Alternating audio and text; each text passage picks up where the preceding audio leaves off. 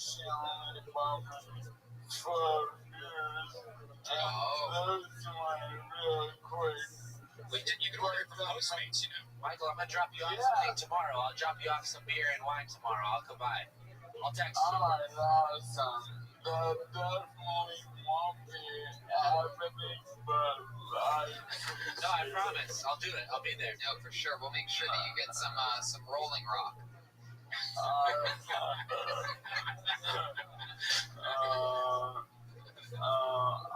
could use some fried deals, like for the butt there. I'm sorry about the Budweiser Clydesdale. Oh, yeah, exactly. You know, 12 packs of Corona are 11 cents right now, so they're not doing too good. Bullshit, I went to the 7-Eleven, the Corona fucking spritz seltzers, they're charging full price for that. I thought there would at least be a discounted price. Everything's regular price, I noticed, because there's nothing left. And people gotta get that money somehow. Well, grocery stores must be making a shitload of money. Michael, is there anything else we should know about until we see you again next week?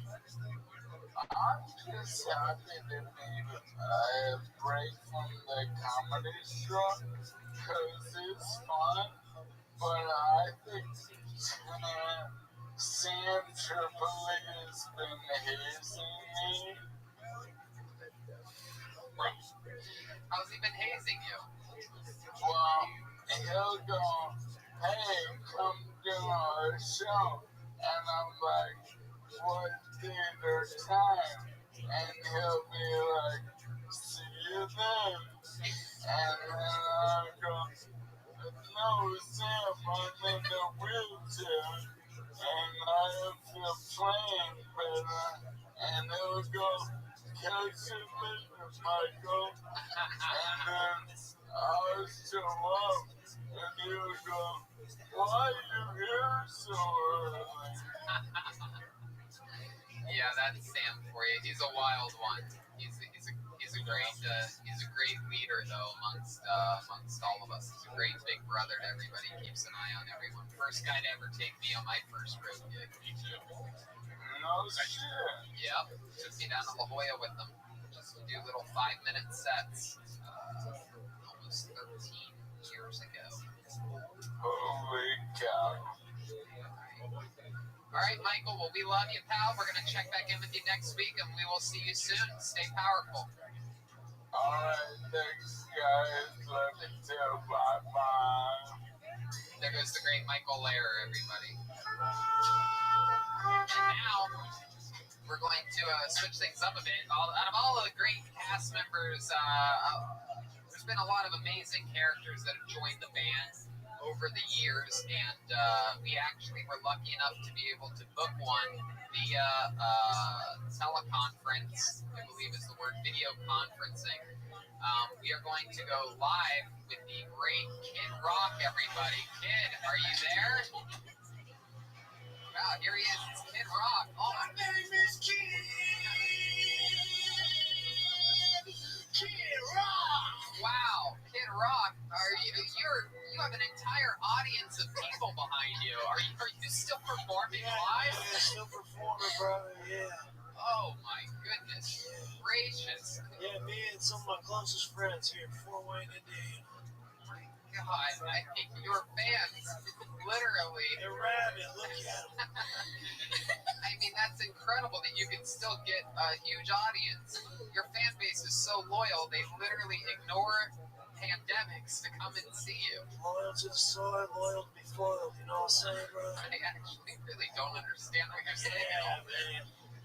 Wow, so kid, how is this pandemic? Yeah, I've had coronavirus for 2 weeks, brother. How do you know? What are your symptoms? All of them. All of them? I threw your picture away. My God, yeah, Kid man. Rock. Hey, calm down back there.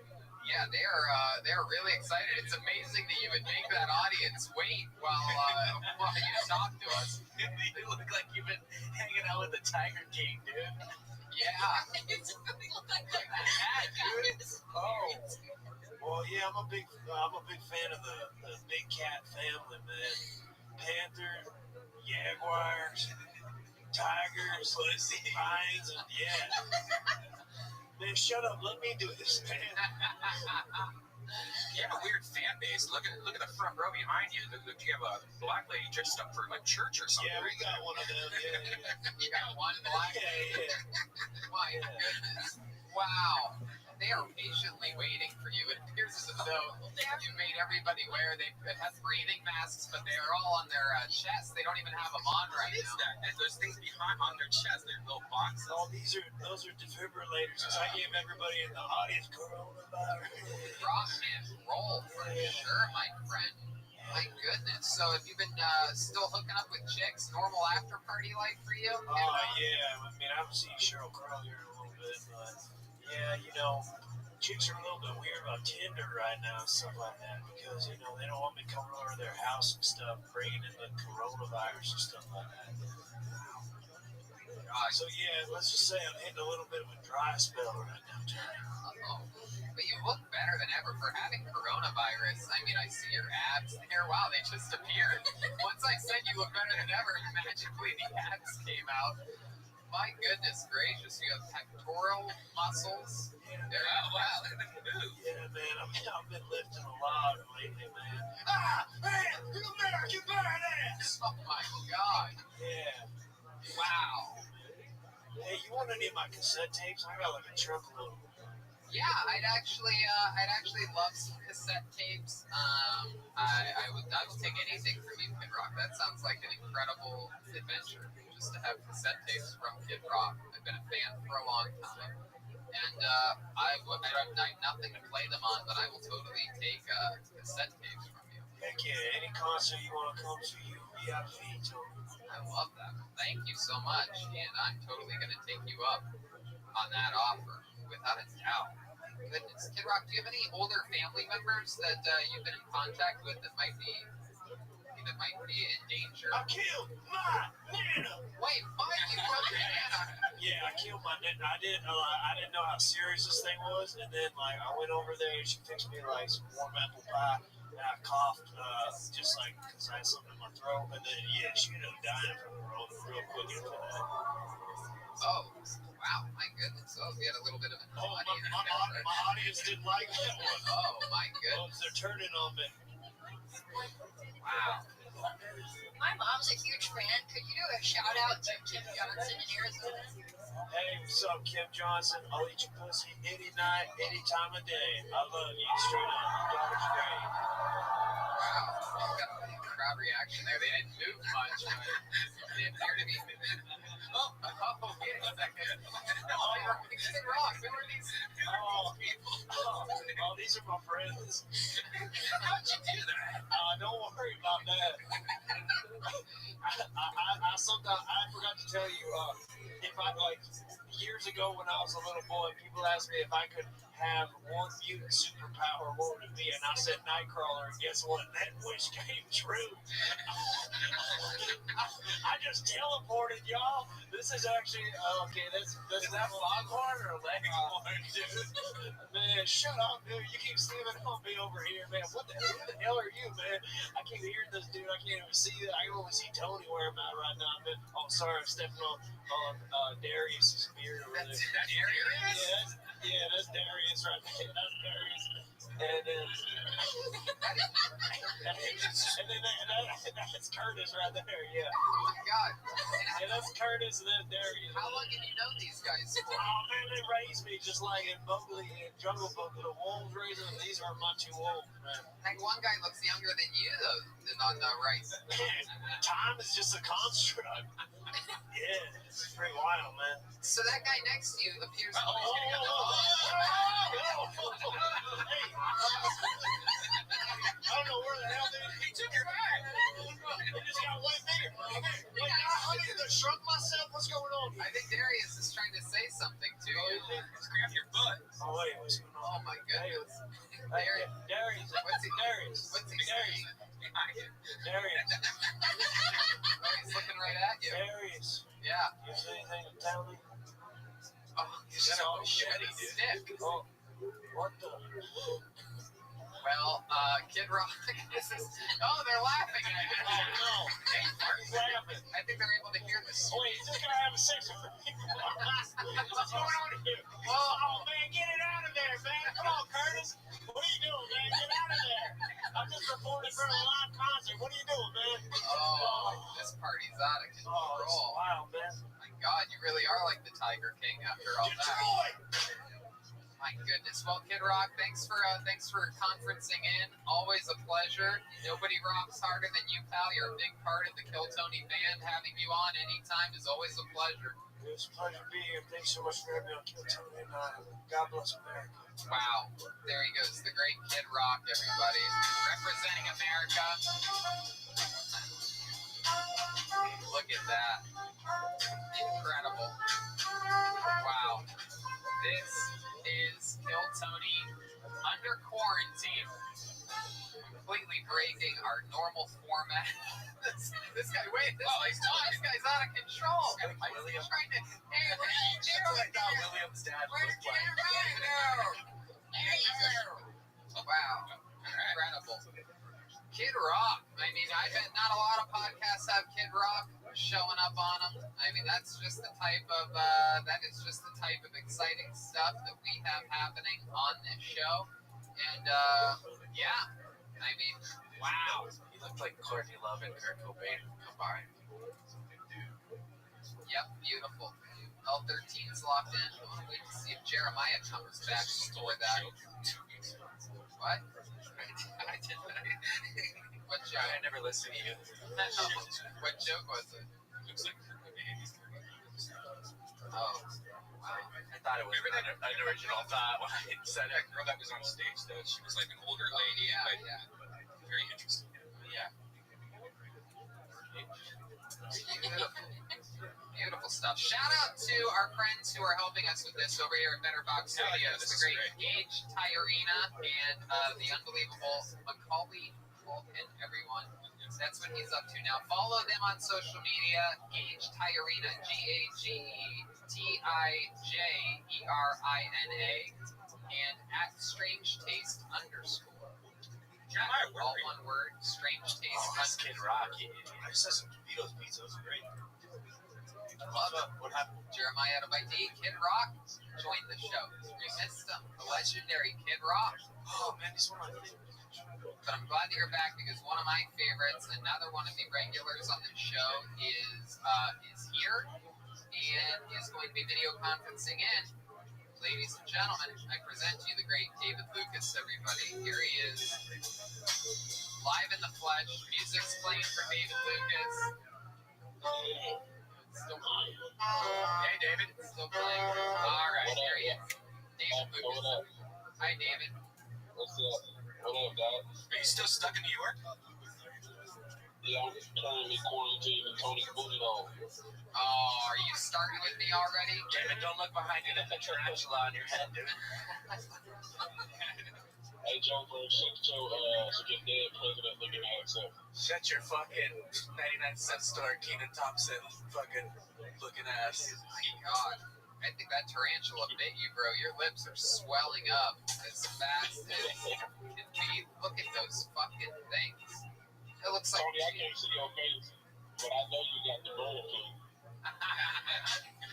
Yeah, the bird flu's going around. This guy thinks I'm a bird. Every week, like some bird. Bird flu versus burger flu. Tony got the peacock pox. Your lips look like absolute floaties. Those floaties the kids put on their arms. Keep them from sinking in a pool. I said your lips look like floaties. You look like one of those sticks that they make young kids find at the bottom of the pool. Can I just say that since David is FaceTiming in, I feel like we're a part of a conversation that happens between Tony and David before bed every single night. Like they FaceTime each other and then roast each other right before bed. This is how we fall asleep at night. Tony got to fall asleep with a warm glass of milk. Oh, come on. Not all of us. I mean, and I get the warm glass of milk from milking you because you're a cow. Spell that one out. Spill it out for the rest of the room. My goodness. No, you look great, dude. A lot of people like to make fun of you, but I think you look absolutely better than ever. Are there calories in that vape pen? Yeah. So how's- what was that? Well, your vape pen, I know it's latex flavor. Oh my Oh god. my You got me there. Absolutely. You got me. So you're in New York. How's that going for you? You went out there, you had some gigs, and then the gigs turned into podcasts. I had 5 podcasts I was supposed to do. I was only able to do one because everybody was getting married on. Boy, New York's going to be hit the worst, they're saying, because everyone's stacked up on top of each other. There's nowhere to really go, so everyone's going to get.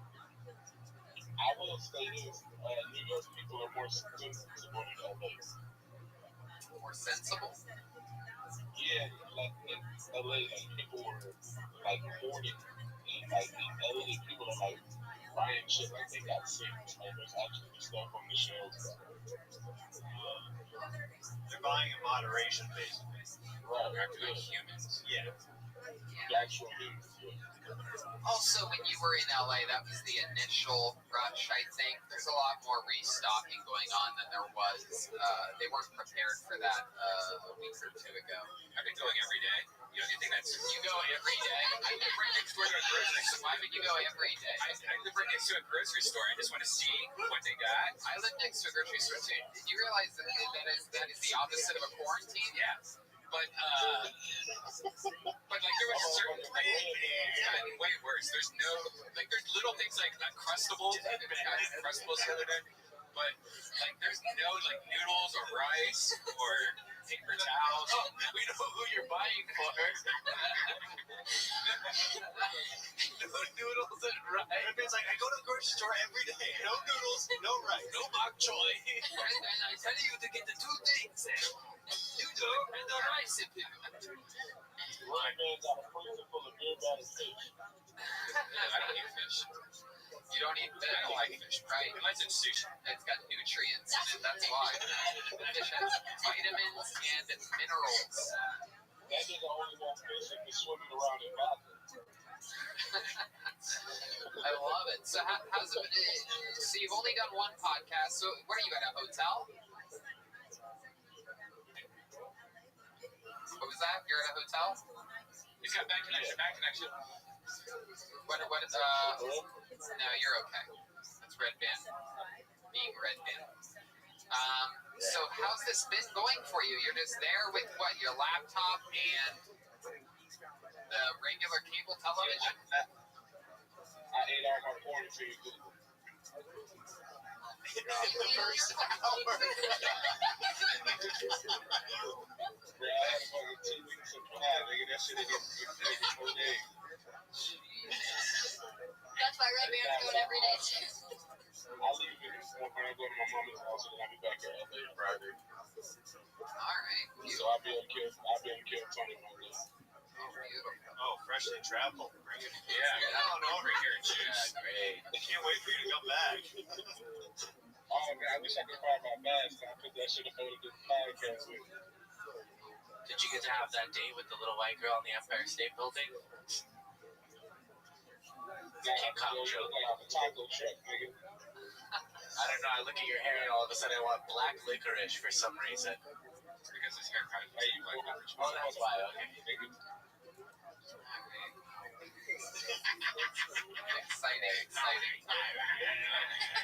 David, anything else we should know about you before seeing you next week back here on Kill Tony? Tony, what's in your quarantine closet? I'm in the quarantine closet, David. Let me steal your punchline from you. I'm in the closet, David. I am a gay man in the closet. I'm gayer than the Tiger King. David, I heard you're Lizzo's little brother. What? So, yeah, we're gonna tell you what you started for. I have a bunch of stuff. Now, I literally live... What? Dildos and booty holes. Latex flavored vapes. I have candles that smell like men's mustaches. I have what else? What else is manly? A booty cheek throat. I have a booty cheek throat. Cheek throat. Shit, man. Or what's it called? Throat blanket. What that shit called? Are you on Wi-Fi? Are you on Cricket? Boost Mobile, where are you at?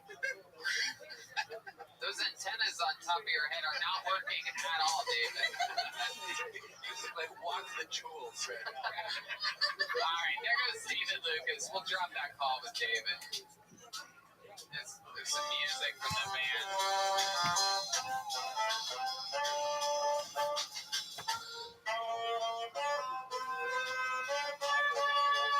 There you go. The amazing Kiltony band, the best damn band in the land. If you're in need of any musical wants or needs, make sure you go check out the Reagan and Watkins debut album. Reagan and Watkins self-titled album. Huh? Congratulations to Pat. Oh yeah, yeah. Yeah, everybody's having babies. No better time to have a baby than now. Congratulations to the first ever band member, band leader, Pat Reagan, adding a new member of the Kiltony family. Having fast. Yeah, very That's my cute. boy, Daddy Ray. Daddy Reagan. Check out, go to Spotify, look up the Baby Boys. We got a new video coming out soon this week, probably. Did he have a baby boy or a baby girl? Baby girl, her name's Isla. Yeah, she's beautiful. Might be the I'm gonna be the godparent. I said might, but I gotta talk to a priest. You have to talk to a priest. Yeah, because I wasn't. Does the kid need an exorcism? No, I didn't. That's racist. First of all, you're canceled. I don't. No. I didn't have my confirmation, so I got to get that done before I can legitimately be the godparent. But Is that a real walk out here? You have to pay more money to the church. no, they're gonna do it for free. Oh, wow. Just go to a lawyer. Okay, cool.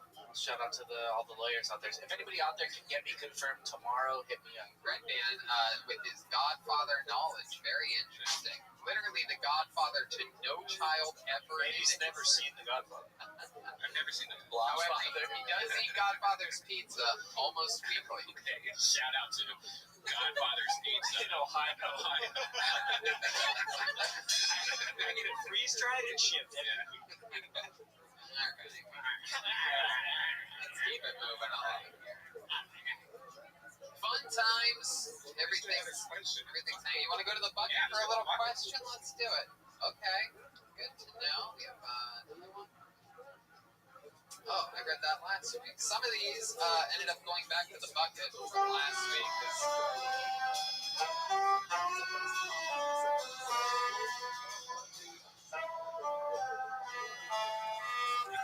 On Jupiter and Mars. Very good. So, okay, this is an interesting one. It's a long question, but let's keep it short. Favorite and least favorite character ideas you've ever had from your perspective, not from mine. I feel like the listeners know what mine are. Of course, the puppeteers, the insane people, the insane puppeteers.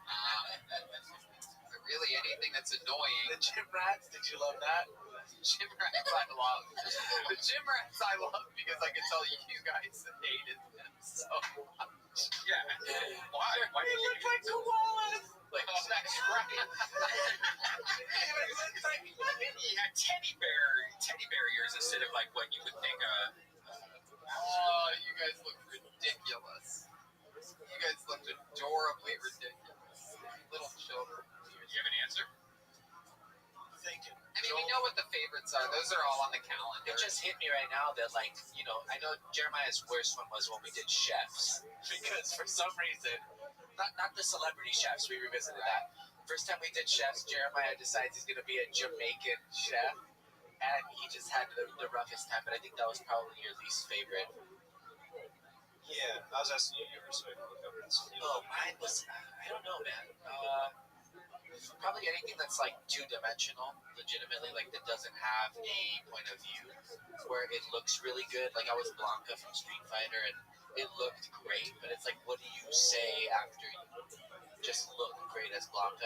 You have no perspective. Right, it's a video game character. That is a tough one. That was in what, Swansea?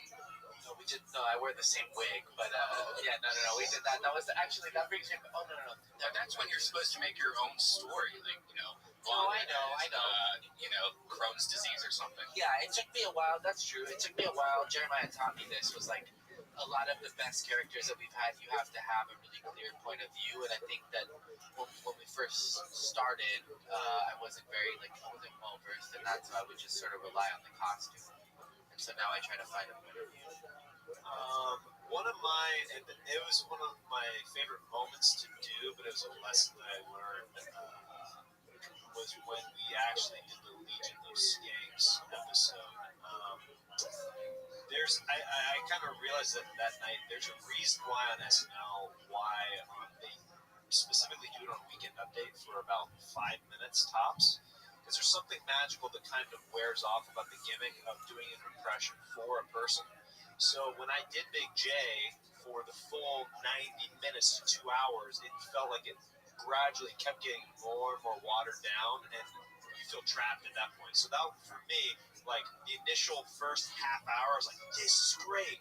The last hour, I was like, there's no escaping this. There's like, you know what I mean? The pops literally got less and less as the show goes on because the gimmick is done. Yeah, that's an interesting one. Did you feel that way about Joe Rogan as well? No, because we did that. We did a best of with the characters that night, where I was literally Joe for only 10 to 15 minutes. That's right. So I got to basically get the big pops and then go out on a high note without it tapering off. So that episode was kind of like a good thing to reflect on and go back to, because we did it.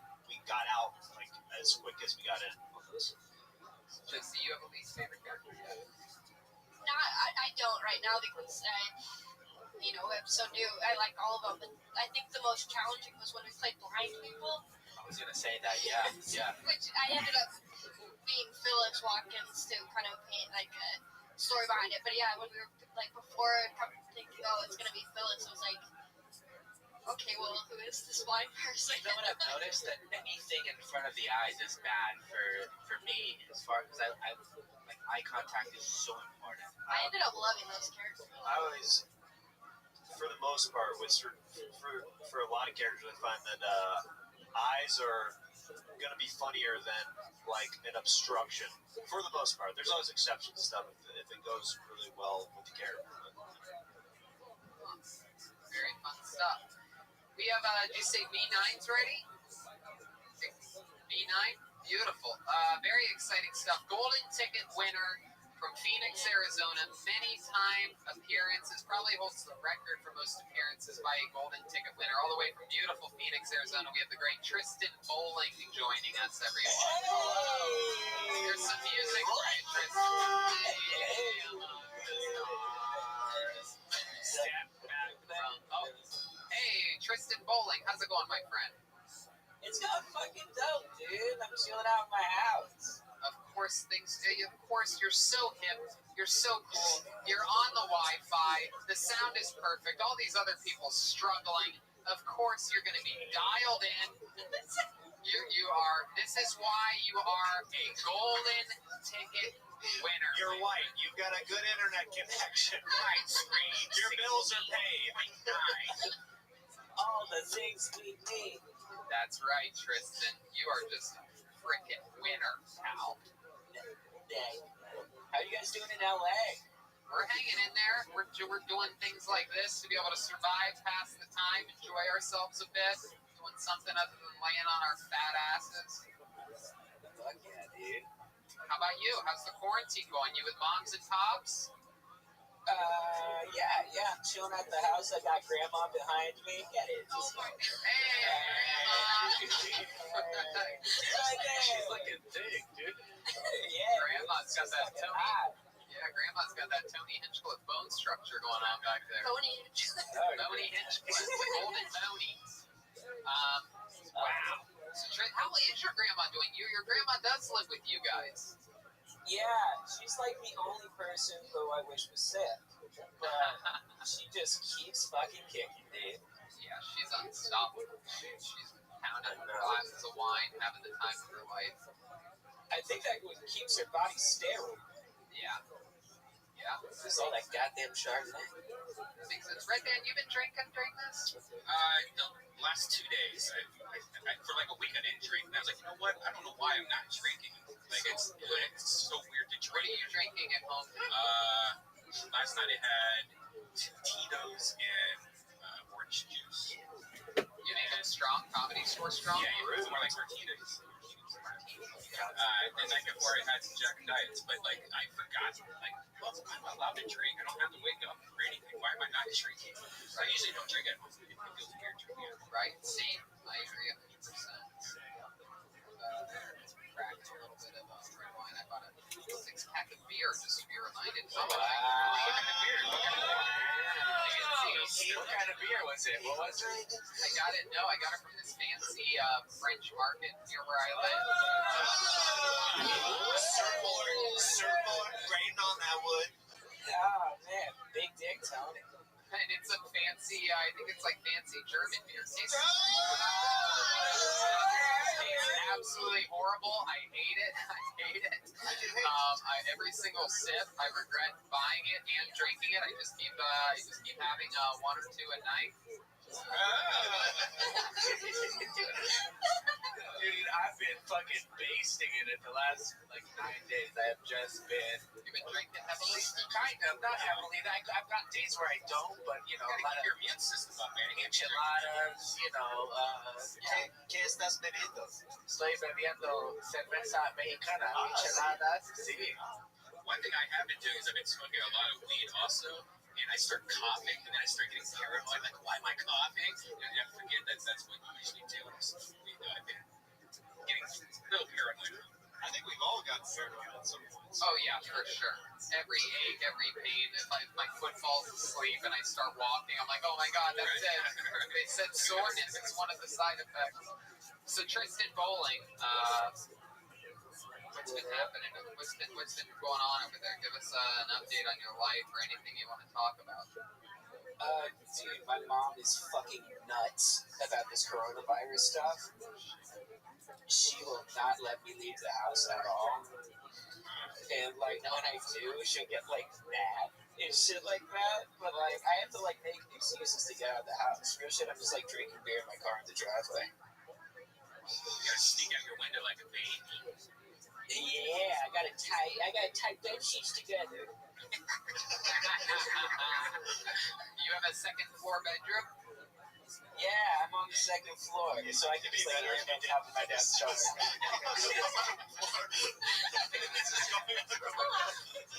I'm just scared of heights. Right.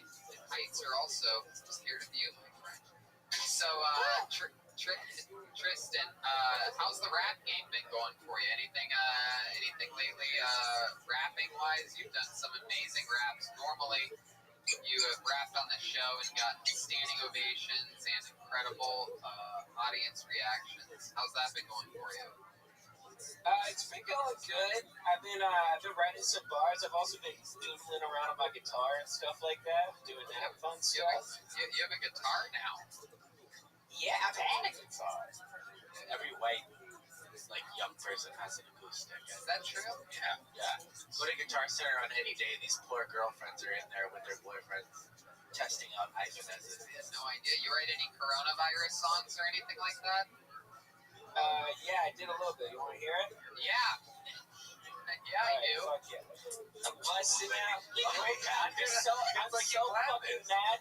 I'm so fucking mad that he said Ibanez because that's the exact same type of guitar I have. Hey! Oh my god. I'm a white boy to a T.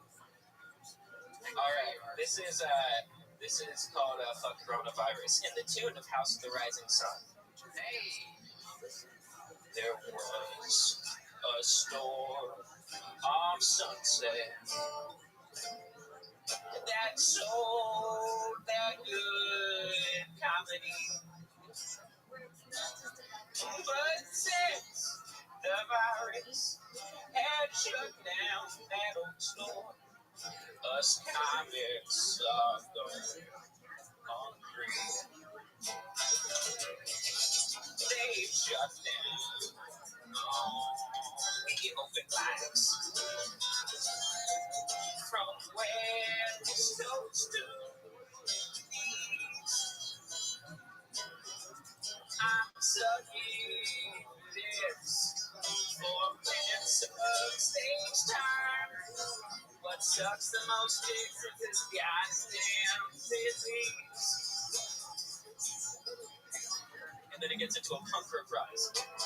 Hey.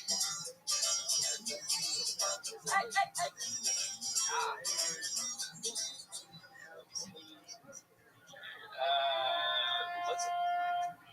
Yeah, we got it. All right.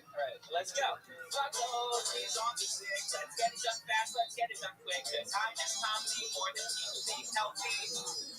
I hate how I'm always stuck inside with my dumb healthy grandma by my side. Casually always coughing in her coffee. Coronavirus, take a shit inside his iris. Coming for you, moving like you're fighting virus. Watch out, it's coronavirus. Watch out, it's coronavirus. Watch out. Wow, Tristan Bowling, everybody. Writing My thing songs. fell. It's all good. Writing songs, staying creative. You're a warrior in this time. My goodness. What's the craziest thing you've snuck out of the house to do since the quarantine has begun? I went to my friend's birthday party, which is probably a bad idea. Yeah. Yeah, I had a feeling you knew the answer like that. You remind me of these kids that all went to Miami Beach over the weekend. No, it was like we were all hanging out together in the house. Like, it was fun. And, like, if one person sneaks, we're all fucked. But, like, Yeah, I don't think that's how coronavirus works exactly, but Did you smoke joints together? Did you pass a joint already? Yeah, did you smoke joints together? Officer Redman wants to know. Jed, how many years you smoked a joint? no, I had my own joints to myself. Not because, like, I didn't want to share. I just wanted money. And, like, I took, I was drinking beers and stuff like that. But, like, if I picked up someone else's, I have no clue. So as long as you kids haven't been smoking any of the reefer, then I guess I'll let you off with a warning. Well, Tristan, you're the fucking man. Stay strong out there. We love you. We will talk to you soon. I love you, boys and girls. Bye, everybody. There is the great Tristan Bowling, everyone.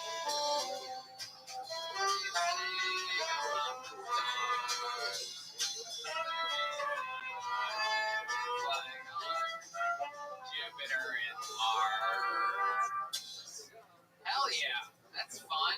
Tristan Bowling, golden ticket winner. Corona dinner. You just had Tristan open up for you at a couple of shows, right? Last time you were in. Yeah, I had an amazing weekend of shows at the Tempe Improv. My God, was that fun. Tristan Bowling and Ali Makovsky, the Jewel crew, run the Jewels, the Vape Pen army of me, Ali, and Tristan. All three of us jeweling like crazy in there. And yeah, unbelievable shows. He went out, got him guns ablaze, and local references galore. Ali Makovsky, who's just evolved into an absolute killer. No extra words on any of her acts. Smash, smash, smash. Thank you, good night. And of course me. You know what I mean? So yeah, so much fun. It's been crazy. This year has been just absolutely unbelievable.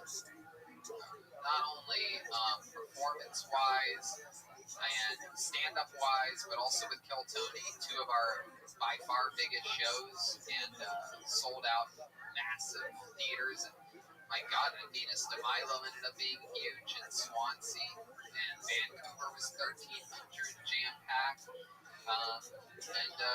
Yeah, so crazy time for all of this to hit, but who knows? It could be every single downtick always ends up turning into something monstrous. So I'm excited to see what the future holds. Excited. I mean, life goes on. The gigs keep coming. I mean, every day. You know, my amazing agents are scheduling things and working on things, and everything's still in motion. We I have feel really bad for agents right now. They pretty much just got tax season on their night, I feel bad for Asians too, man. It's been a rough. I mean, being racist towards Asians. Yikes.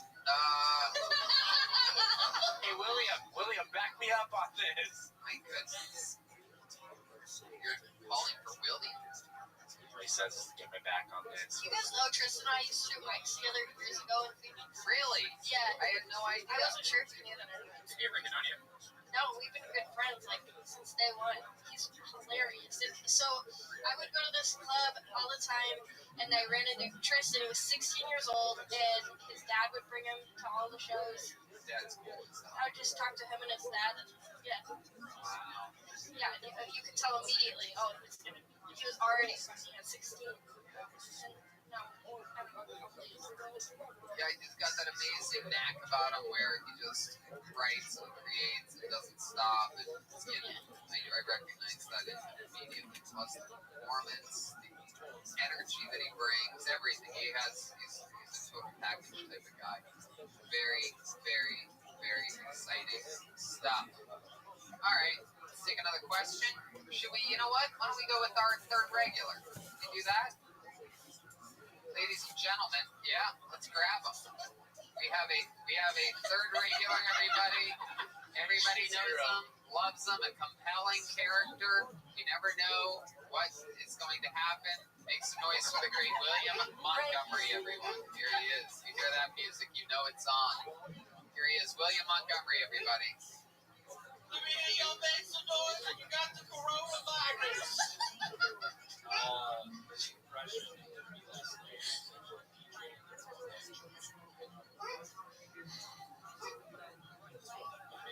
Horrible mistake today. I watched Forrest Gump for the first time. That was a tearjerker. When Bubba dies, Scene in the Jungle. I wish Axl Rose would marry Bella Thorne, so at least one rose would have a thorn. She made a horrible mistake in quarantine. Earlier today, I watched 101 Dalmatians for the first time. But I honestly think I am. I am not feeling it. Oh my goodness.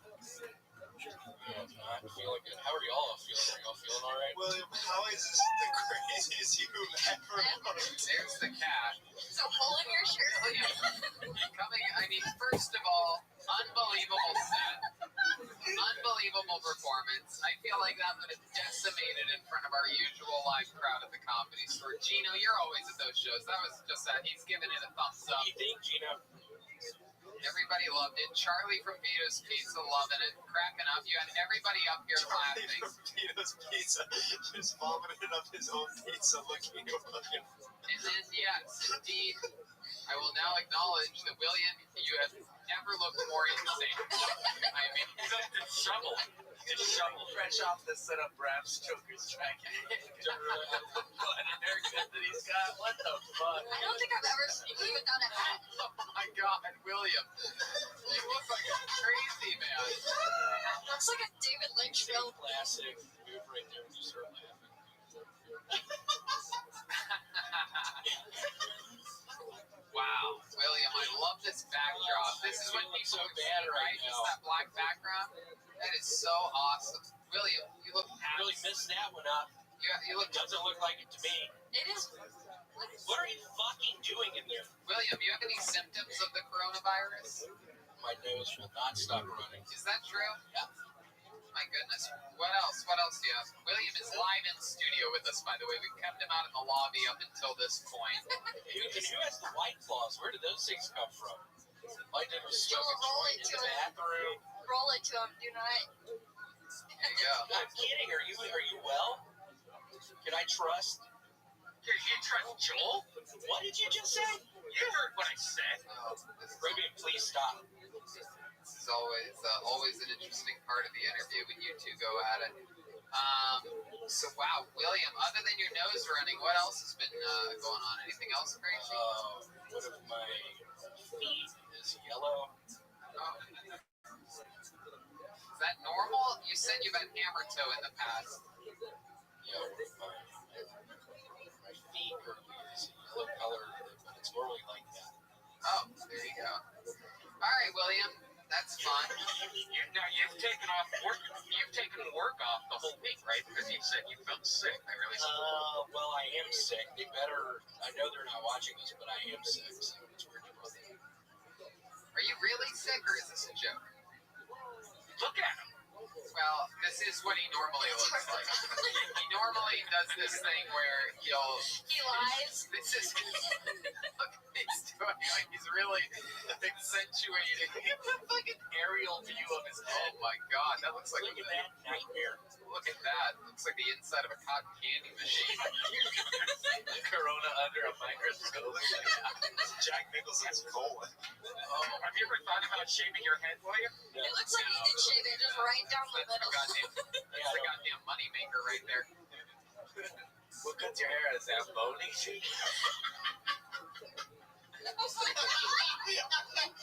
So let's have some fun here. William, you are performing in front of a green screen, and I told you earlier that we might use that for something, and we're going to. You have no idea what's about to appear in front of you or behind you, but we're going to run some things, and you just you react to it. Maybe keep the microphone in your hand, and you just react to whatever's going on around you and improvise. This will be a little improv game that you play, William. And you just roll with it. We're going to see what happens here. You let us know what's going on as it's happening. Here, get back on the screen. Oh, that's really the only thing. So here we go. Oh, Where am I? Tony Nicholas. Where are these hot dogs coming? that is what my house looks like. There are just hot dogs, What is this house? so many wieners going around. Everywhere. Wieners inside of bun, if you catch my drift. Oh, Because I am a gay man. Seriously, whose house is this? Why can't I fucking walk around That's a lot of without this shit happening? You know, I can't eat hot dogs. That's a lot of hot dogs in food. No, I don't eat hot dogs anymore. Okay, is there another one we can perhaps bring up here? Let's see what happens. Whoa. Oh my god!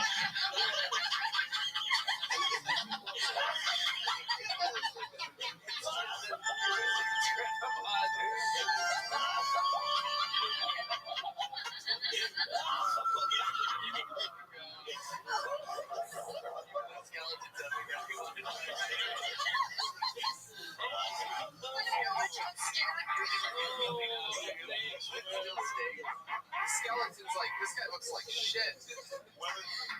William, do the same pose so we can see the before and after. I think William even has a real skeleton underneath all that. All right, very good, William. How about is there anything else? What's next? What do we have next? For William, let's see what we have here. William, get in there. Oh, look at that. Are you running for president? Let's hear your campaign pitch, William. How's it going? Go straight to campaign. In Atlanta, Georgia. I told y'all I would not be working at this church tonight, but here I am. I know the coronavirus is going strong right now. I want to be premier white DJs for all black congregations. William, why do you hold the microphone so far over your entire face? Like you almost had it up to your eyeballs on that. What are you hiding? You don't want to see it. Y'all wouldn't flip. Whoa! Oh my god! These are Hold on! Burning the flag. So I get a bucket of water. William, do you even feel any of that? I am super hot right now. Literally. Wow. Looks like that coronavirus fever just got a little bit hotter. Oh, it's okay, the ambulance is coming. Oh, William, what are you going to do? Hold on, I can't swim.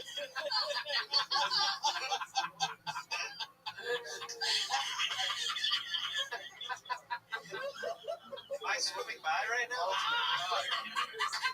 That's Jeremiah doing a backstroke. Oh shit, we know those guys. Ralph? Is that Darius? Wait, Darius and Curtis. Do you know these guys, William? Man, what's going on? Oh, Watch out. wow. This is a hard one. I can't figure this one out. Uh-oh.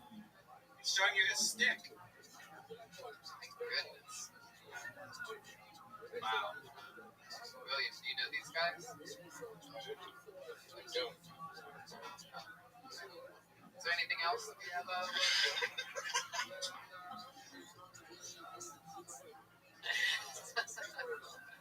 All right, that's cool. William, what are your plans?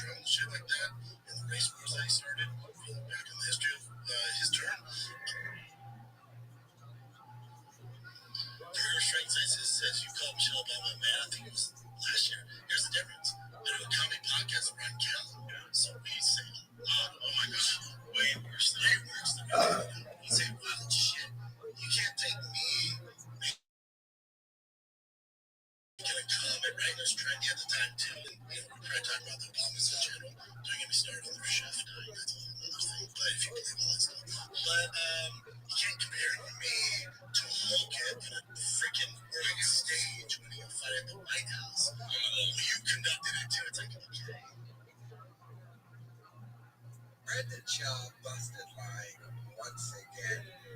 Of course, he told that Michelle Obama joke. Who cares about it? But as always, you just see the first instinct, the first thing out of his mouth was to just lie.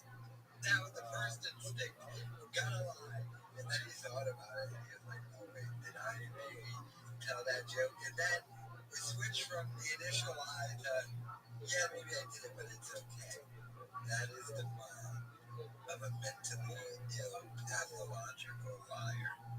You'd have to be mentally ill to be wearing no shorts.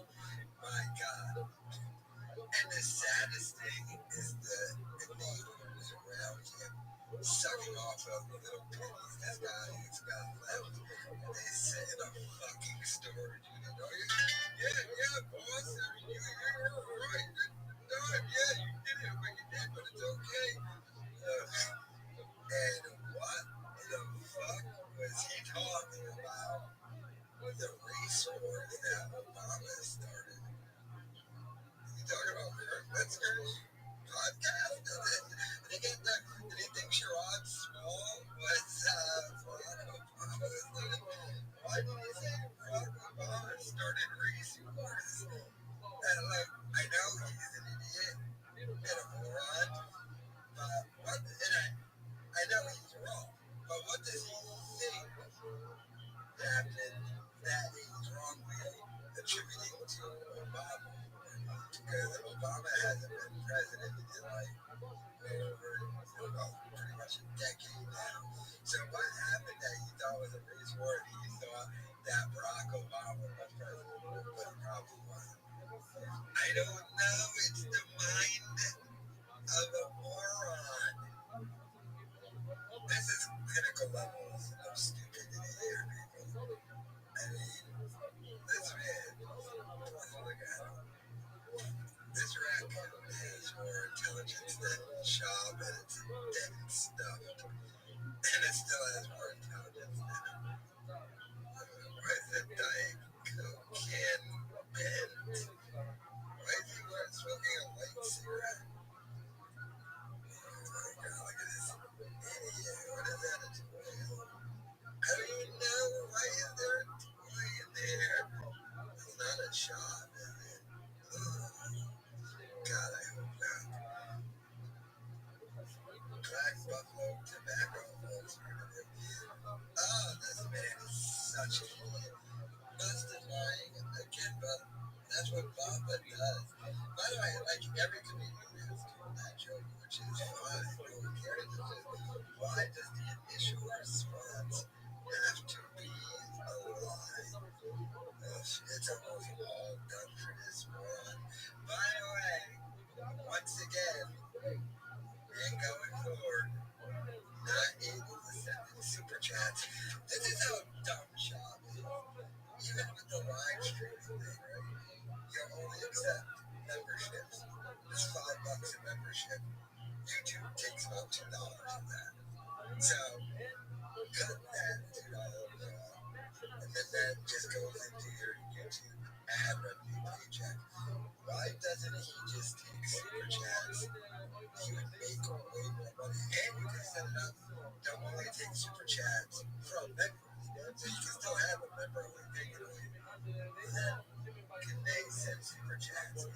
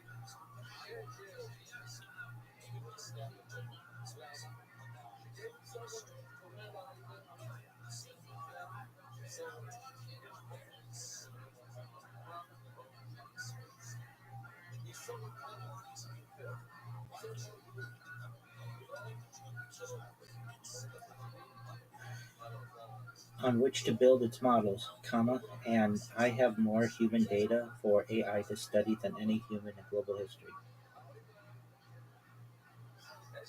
Period. This puts my project in a crucial position to be able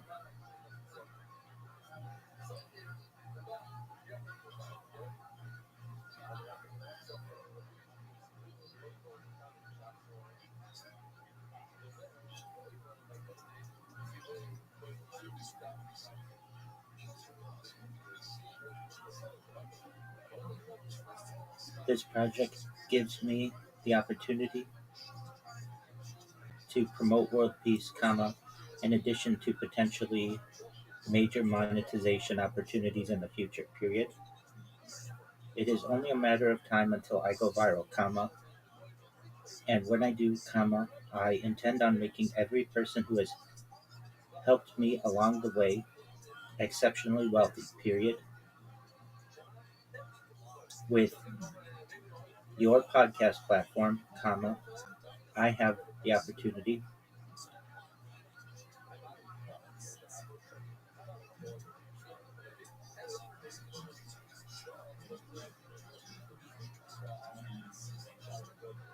your podcast, with its amazing reach, will give me a platform to be able to be discovered and maybe a catalyst for my going viral, period. If and when that happens, I have intentions to make not only you, not only your friends, not only your family, but your audience trillionaires, period.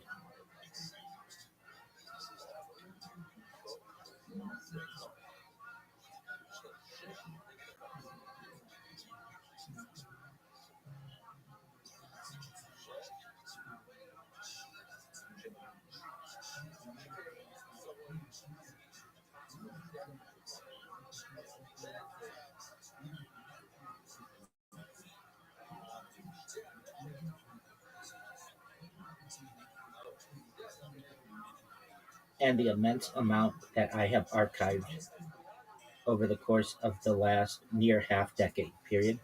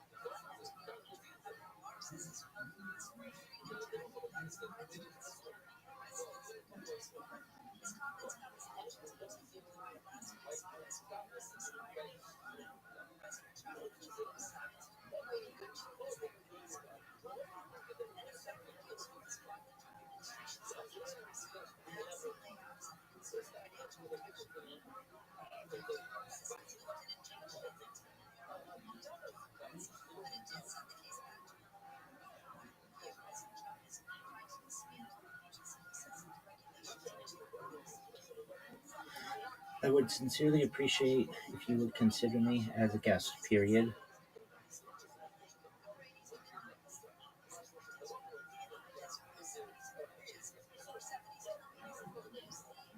Please let me know should you have any further questions, period.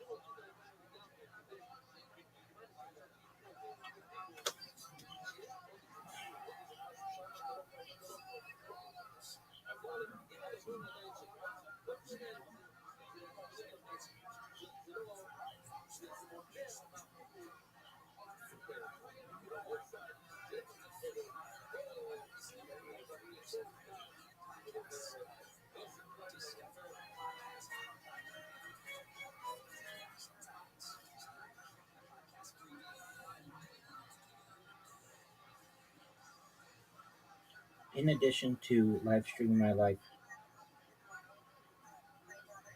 essentially every moment of every day for the last 5 years, I have created more social media than any person in global history, which the world may find to be a treasure hunt once I go viral, period. This is a really exciting opportunity, period.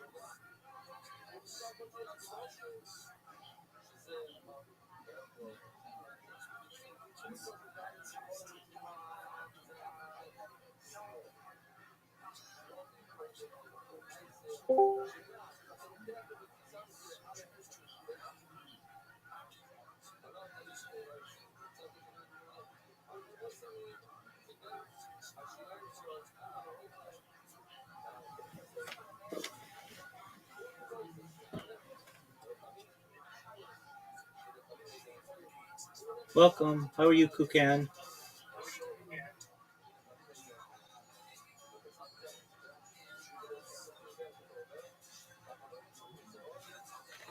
Hello, Hello, how are you? I'm fine, thank you, Robbie. How are you? I'm well, thankfully. What's good?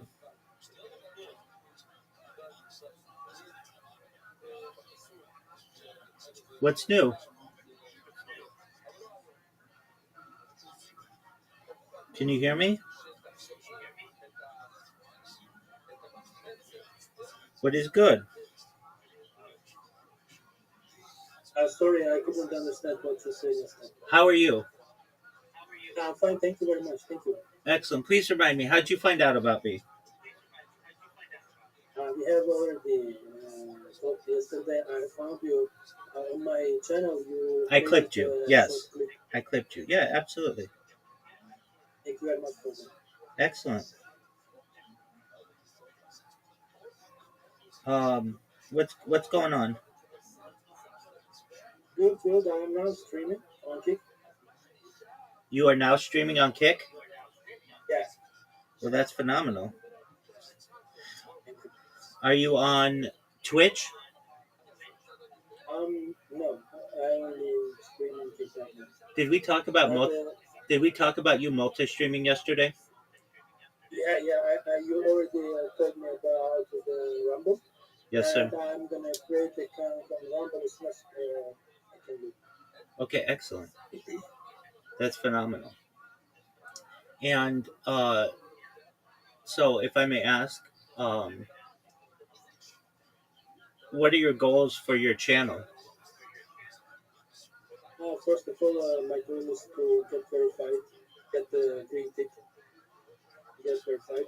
Yes. Then I just want to earn enough money to survive, maybe around Excellent. $2,000 per month. It would be enough for me to pay my monthly bills. That's enough. Certainly. Well, I can tell you that Rumble probably pays the best out of all of them. Because you don't have to be verified there. You can start making money immediately. And you'll make a few cents here and there for your streams. Nothing overwhelming, but it's something. And then as you continue to grow, you can tell people, hey, follow me on Kick. Watch me on Kick. And then you eventually become a Kick creator. And then you can make like $14 an hour. That's great. You see, right now you're just on Kick and it's small. But if you have YouTube and Twitch and additionally Rumble, you can filter everybody to whatever stream's going to make you the most amount of money. It's like you want to put out a fire. A house is on fire. You want to put it out. Right now you just have one hose. I want you to have 4 hoses.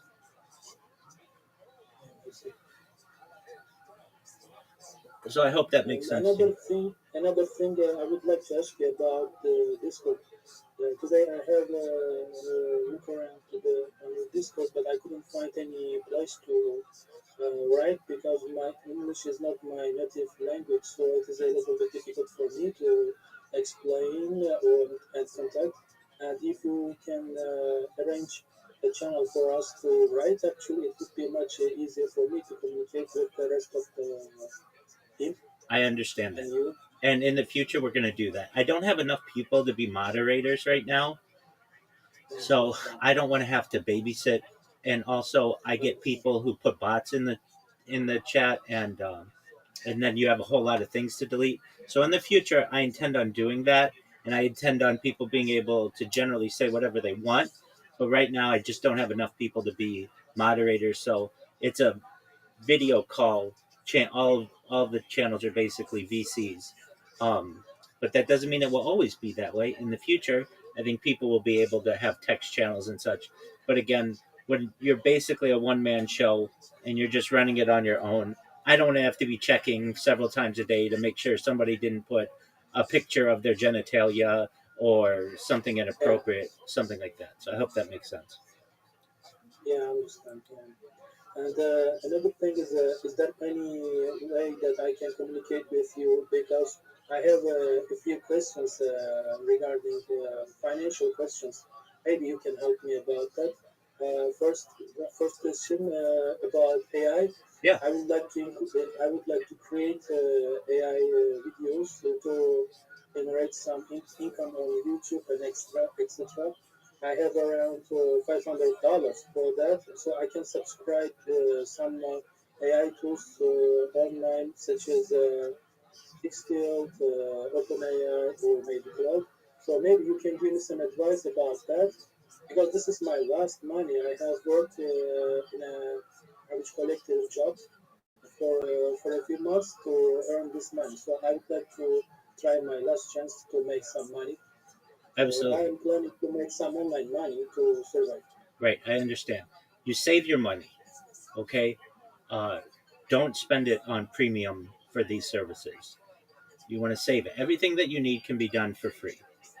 So basically, you want, like everybody, you can have some AI video that's made, and then all of a sudden it goes viral, and then you have a channel that earns income. That's the plan, right?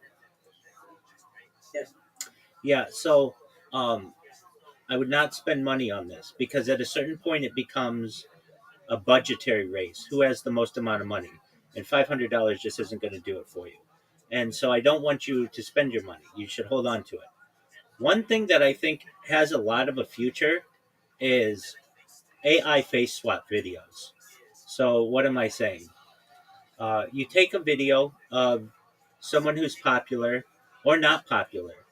We're just going to use Donald Trump as an example. Whether you like him or whether you hate him, he's probably one of the most identified people on the internet. Would you agree? Yeah, of course. Excellent. So what you can do is take his head, his face, and put it on, say, Taylor Swift's body, or put it on Brad Pitt's body, or put it in a movie or whatever. And people find these to be very funny. And you can do this for free. You don't necessarily need to pay any money to do this. So what's an example? Oh, let's just say there's a really popular song, whatever it is. Let's say it's a Taylor Swift song. You take Donald Trump's head, you put it on Taylor Swift's body, and the mouth moves just like Taylor Swift's does. And then you take a 15-second clip of that and you upload it to YouTube Shorts, and people start to like it. Does this make sense? Yeah. I think I have seen a few videos just like that. So I will try to copy them. Not exact copy, but what I'm trying to say, I can make similar videos just like that. Exactly. Now, there used to be websites. A big one was called Sora, run by OpenAI, that would create a full video for you, like 10 seconds, but they shut it down in April. These types of services are very expensive. And so you want to avoid using those kinds of services because even the even the platform finds it expensive. You want to use pre-made videos. So what would I do if I were you? Name 5 celebrities. You named 5 celebrities or musicians or whatever.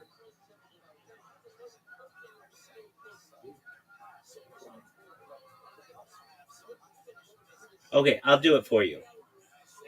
We have Donald Trump, Vladimir Putin, Elon Musk,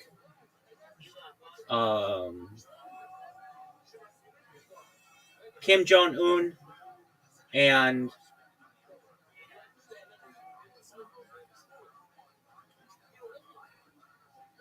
the King of England, or like King Charles.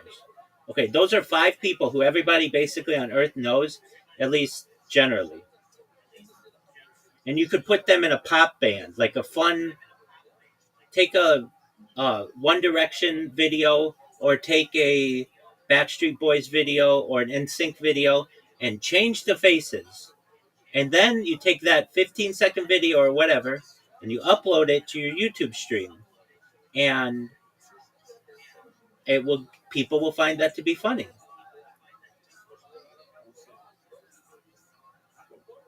But I would not spend that $500 on anything.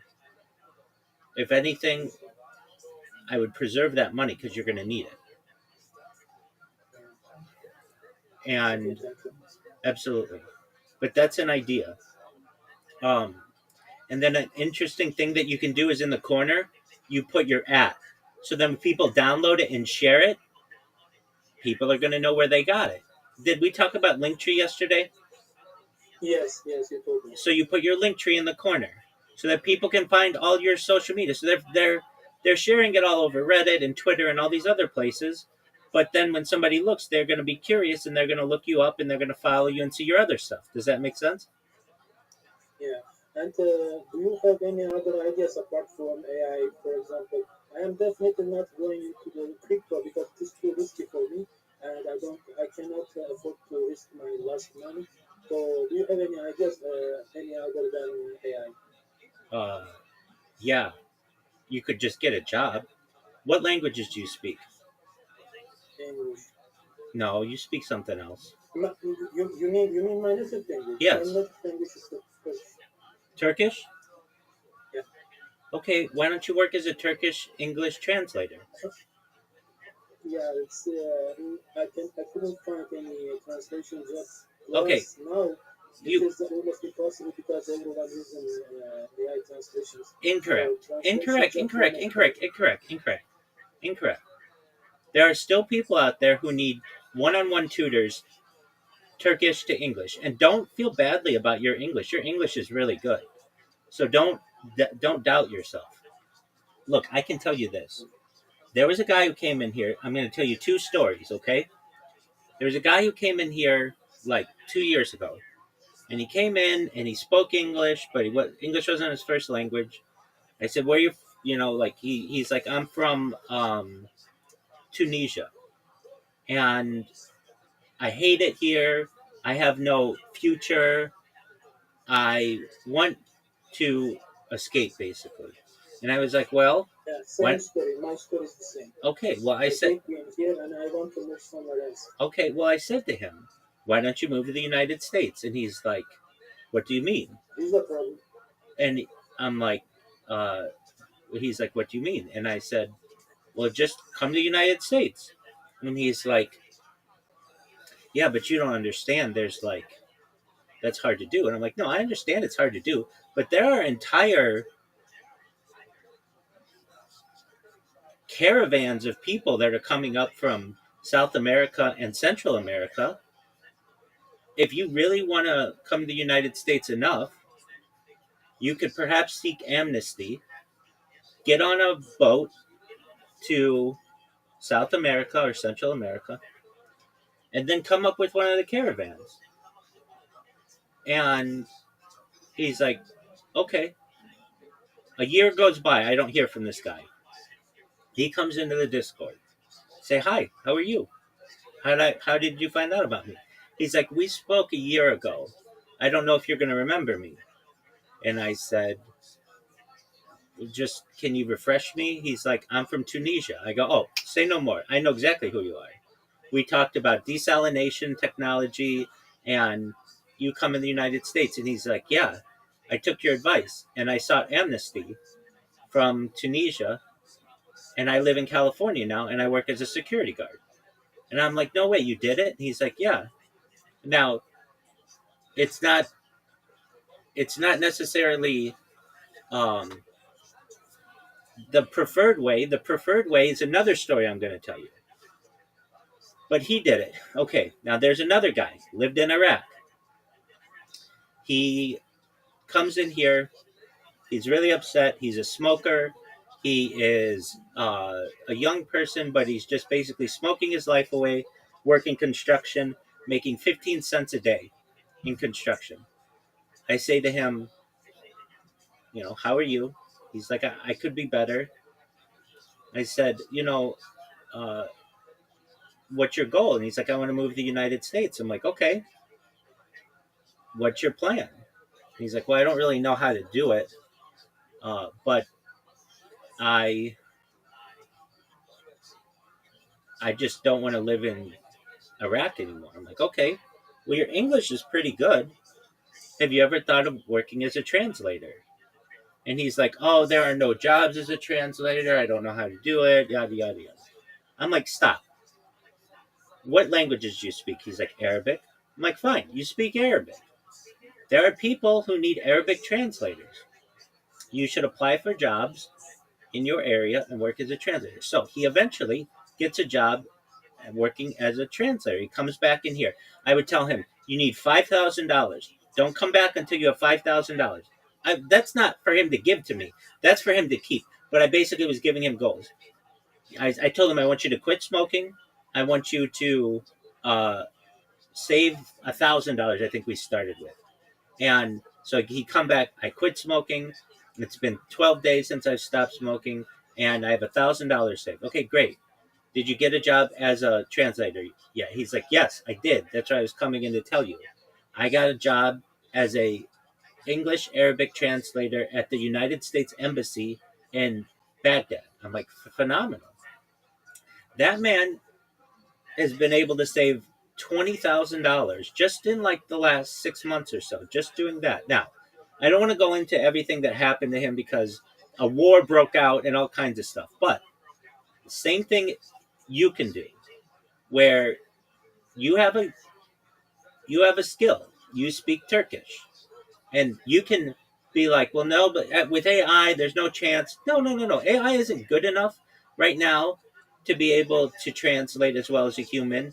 For the most part, humans are still needed, and there are private tutors that are needed as well. So you could be a translator or a tutor or both. Now I know you're like, but there are no jobs. You in the last month, how many English Turkish tutoring jobs have you applied for? I'll wait. Well, not a translator, but my background is engineer, and I'm actually a naval engineer. So I have applied hundreds of thousands of jobs on LinkedIn. Stop. And other Stop. But no, I understand that you're an engineer, and we want you to be an engineer in the future. But it's going to be really difficult for you to get an engineering job in the United States if you don't have experience. And I want you to get money, right? Yeah. Okay, so you've applied for hundreds of thousands of jobs as an engineer. But guess what? We can get an engineer down the street. We can get an engineer from China. We can get an engineer from India. And they'll all work probably for less than what you will, perhaps. But you know what we can't get is a Turkish translator, because they don't speak Turkish down the street. They don't speak Turkish in China. They don't speak Turkish in India. You know where they speak Turkish? In Turkey. And you're in Turkey. And we need your skills. But you haven't applied for any Turkish translator or tutor jobs. You've been applying for engineering jobs. And I understand that. Long term, I want you to be an engineer. But for right now, you need money because you only have $500. And I don't want you to just sit on that. So what you should do you know what LinkedIn is? Yeah, I'm using LinkedIn active. Okay, do you know what Indeed is? Yes, I also use. Do you know what ZipRecruiter is? No. Okay, so what you do is you go to ChatGPT and you ask it for the top 10 job finding websites in the world, and then also the top 10 places for Turkish translators to be able to get a job. So you're going to have 20 different sites or so. And then what you're going to do is you're going to upload your resume to all of them. And then every single day you're going to apply to at least 100 jobs for the next 30 days. That's 3,000 jobs to which you will have applied. And within 30 days, someone's going to say, hey, we want to invite you for an interview. And guess what? You might not get it on the first interview. You might not get it on the second interview. But eventually you're going to get it. And then you're going to have a job and they're going to say, we pay $5 an hour. We pay $10 an hour. Or even other things, you can just translate documents or oversee the translating of documents, and they pay you per word. They might pay you 1 penny per word that you translate or whatever, but you work on your own time. This way, your $500 doesn't go from 500 to 400 to 300 to 200 to 100 to 0. It goes from 500 to 600 to 700 to 800 to 900 to 1,000, just like that guy in Iraq. Okay? Yeah. Okay. And at the same time, you're going to be streaming on Rumble, and you're going to be streaming on YouTube, and you're going to be streaming on Kick, and you're going to be streaming on Twitch, and your people are going to be watching you. Nobody says that you can't translate documents while you're streaming, right? So you can do this all at the same time, and you can document your journey of becoming a vetted translator while live streaming. It's like a document of your life. It's like archiving your life. It's like home movies of your life. And in 5 or 10 years, you're going to be happy that you did that, because you're going to have this huge archive of yourself, and you're going to eventually be a bilingual engineer working in the United States or in England or in whatever Western country you want. And you're going to be able to make $80,000, $100,000, $120,000, maybe $200,000 a year working for a huge company. And you're going to have gotten your start by just working as a translator. This is going to help your English skills. This is going to help your people skills. Does this make sense? Yeah, of course. Thank you. Absolutely. So is there anything that I said that does not make sense to you? No, I really appreciate your advices. Absolutely. I'm here for you. So you can come back tomorrow. Tell me how you've done. But here's what I want you to do. I want you to upload your resume to 10 different websites and 10 different job websites, 10 different translation websites. And I want you to apply to 100 jobs every single day for the next 30 days. If you want out of Turkey, that's the way out. Yeah. Okay. Okay, makes sense? Thank you very much. Absolutely. Before you go, are you anywhere near Istanbul? I am in Istanbul. Perfect. So you're already in one of the biggest cities in the world with people from all over the world who are looking for English to Turkish translators or Turkish to English translators. You're in one of the most historic places in global history. It was Byzantium, it was Constantinople. It's been fought over for thousands of years. You're in a very special place of the world right now. And Istanbul is the only major city in the world that's on two continents. You have people from all over the world coming to where you are. And you have to recognize that there are a lot of people there who need your services. There are a lot of people who speak English because it is the dominant language of business, and they're in your city. And you can work for them remotely, you could work for them in person, but don't feel bad about it if you have to start as a translator before you work as an engineer. Okay? Excellent. Come back tomorrow. I want to know how your job hunting went. And if you can't come back tomorrow, come back the next day. I will help you every single day until you get a job. I will help you every single day until you move to the United States if you want. Yeah, definitely. Thank you very much. You're welcome, my friend. Take care.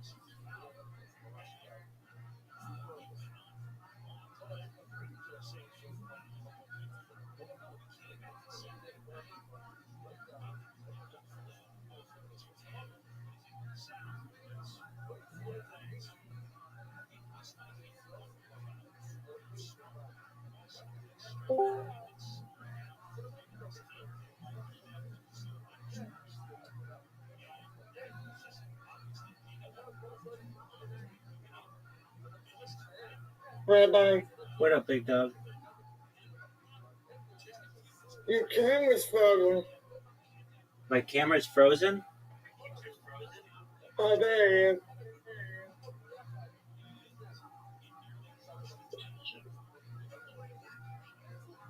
How long will it be in here today? I don't know, maybe like 8 hours. Yeah,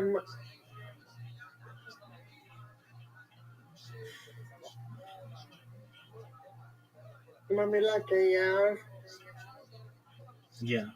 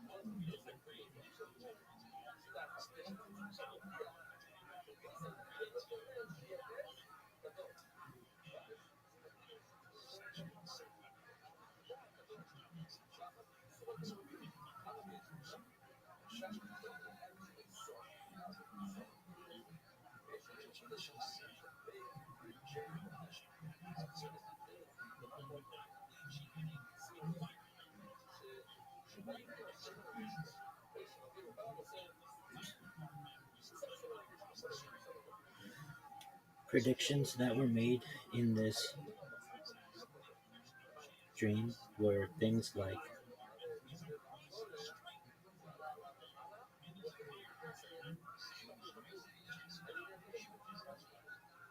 terraforming of other planets, comma,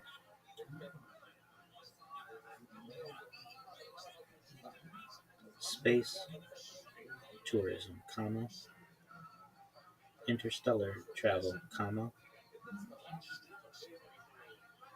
teleportation, comma,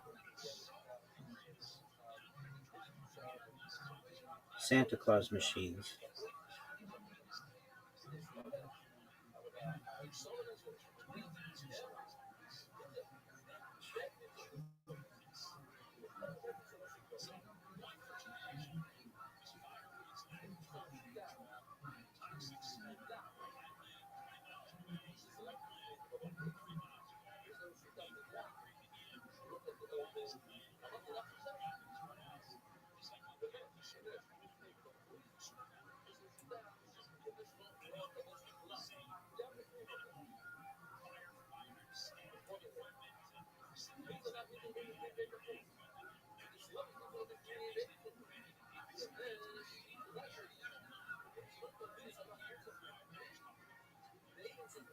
I kept inquiring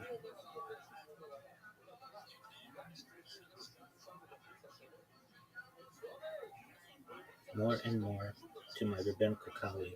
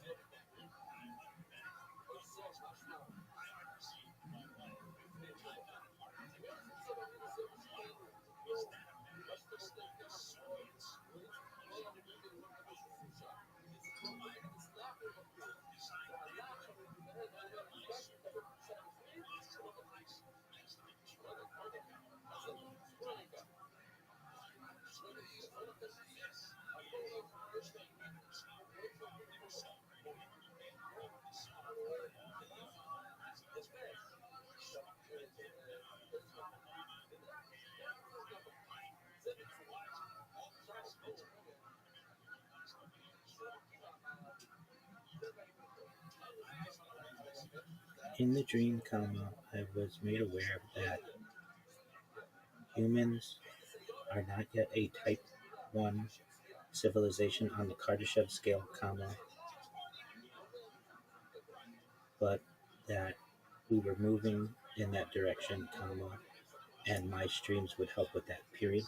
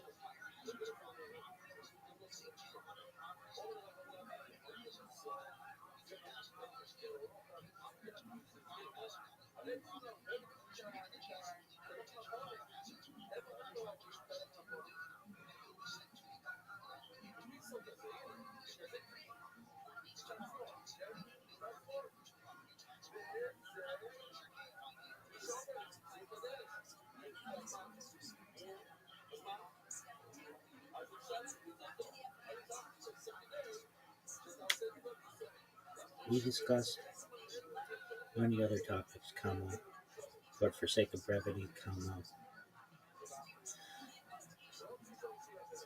this is a basic overview of what occurred, period.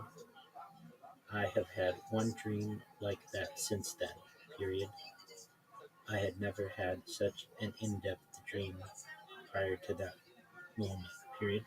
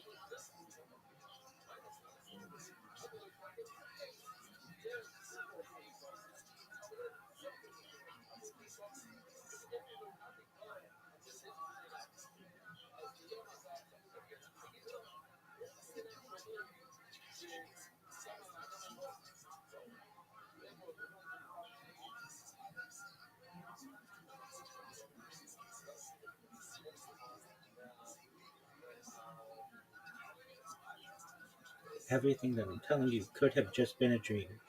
Period. However, comma, there were extraterrestrial aspects to this dream, and much of what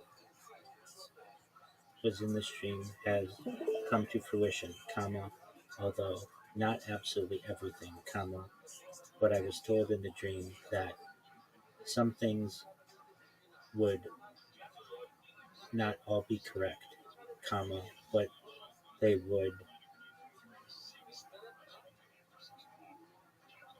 be incorrect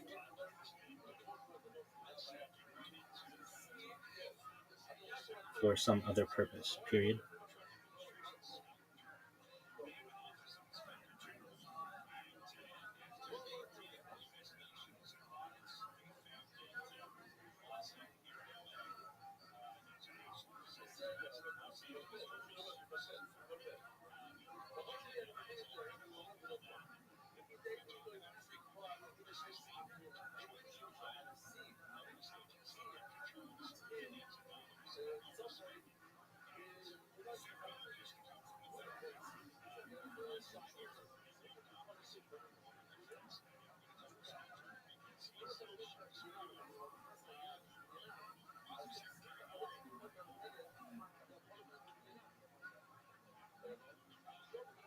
These dreams transformed me from being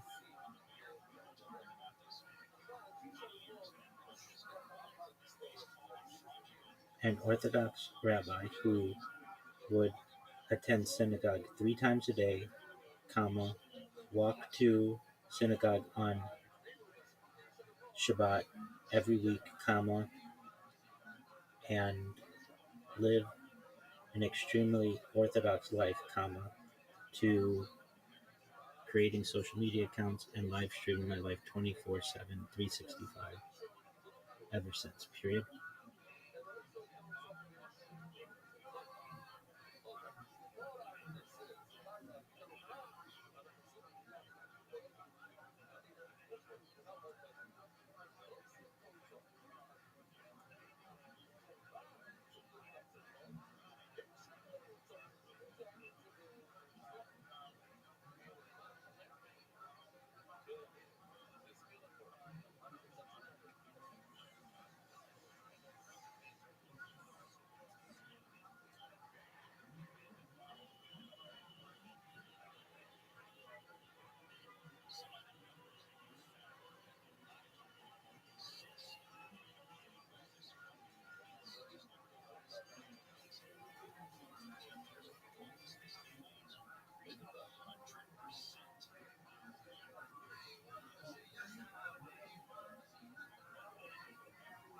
While still maintaining as orthodox a lifestyle as possible, comma, given the circumstances, period.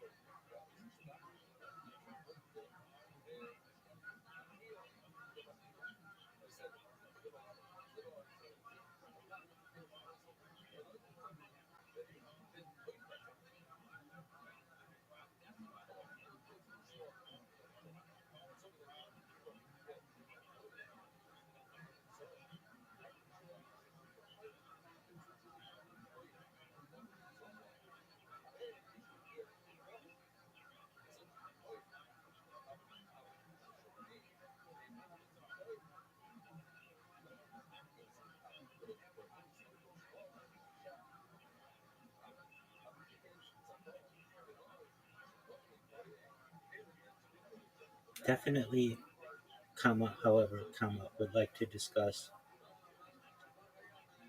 how I was once a skeptic of ufology, comma, how the Disclosure Project helped to change my skepticism, comma, a history of alien abductions, comma,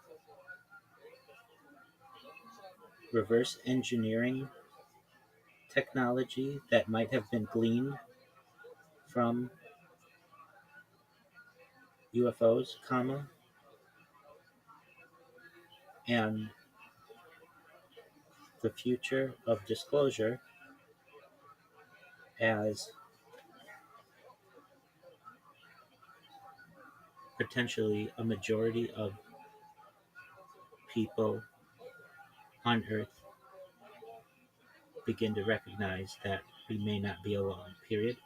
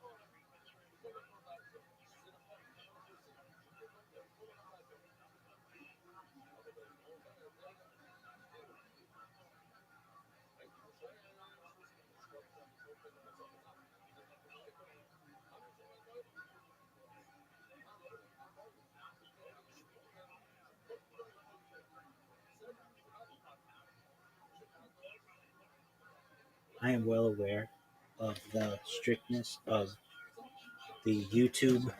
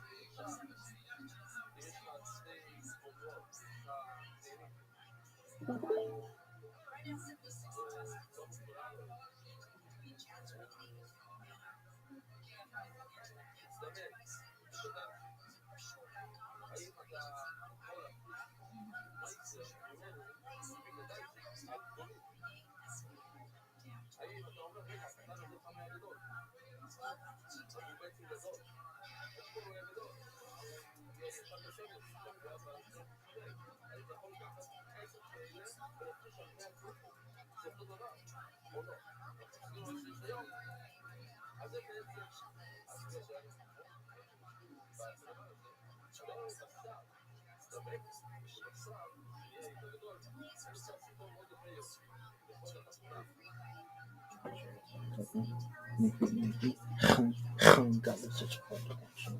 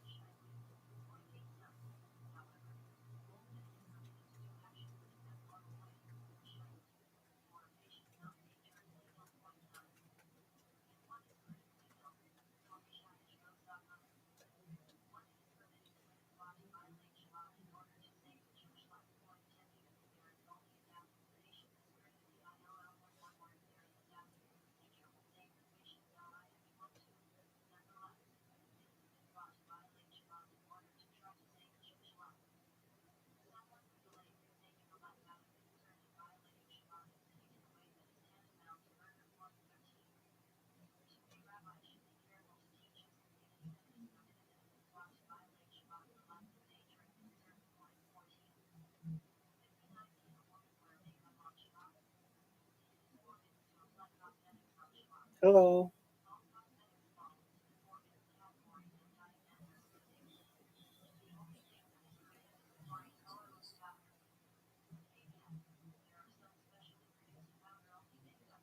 Hello. How are you?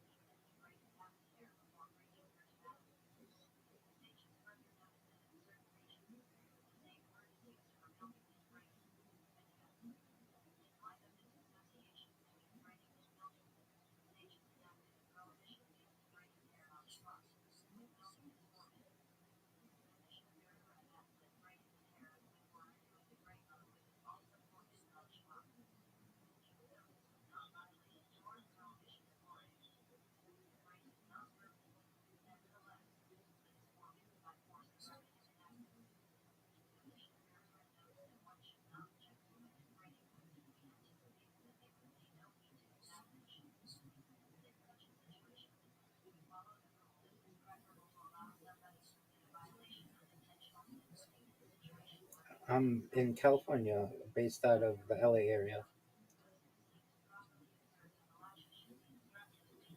Los Angeles.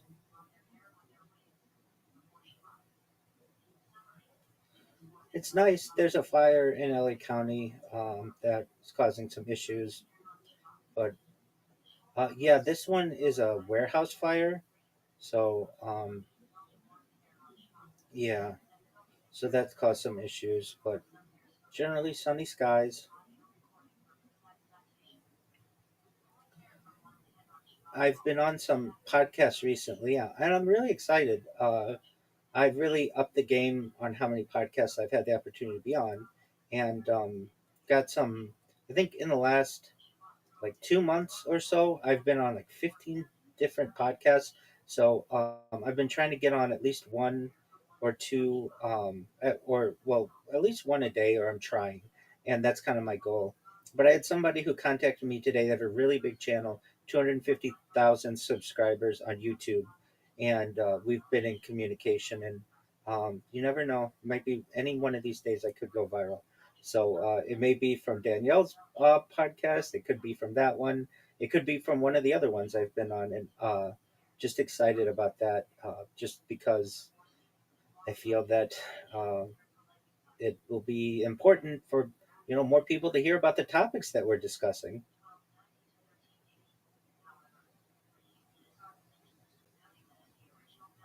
Well, in terms of a podcast, I did a podcast a few years ago, and I did not want to go super in depth with everyone like a normal podcast would. I asked everybody the same 73 questions from Vogue magazine to kind of get just different people's opinions on just everything from like what are your passions to what's the first thing you do at the start of every day. And I did that with some influencers, and just to kind of dip my toe in the water in terms of podcasting. But I felt it would probably be best if I was on other people's podcasts, because then I can combine my audience with their audience.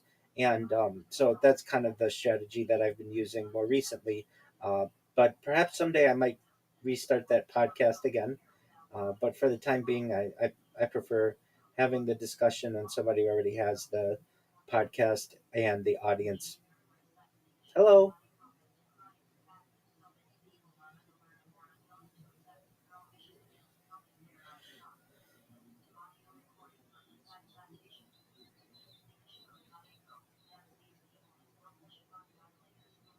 Hello.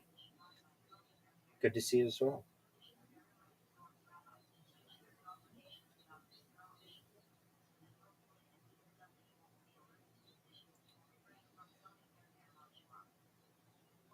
Well, thank God.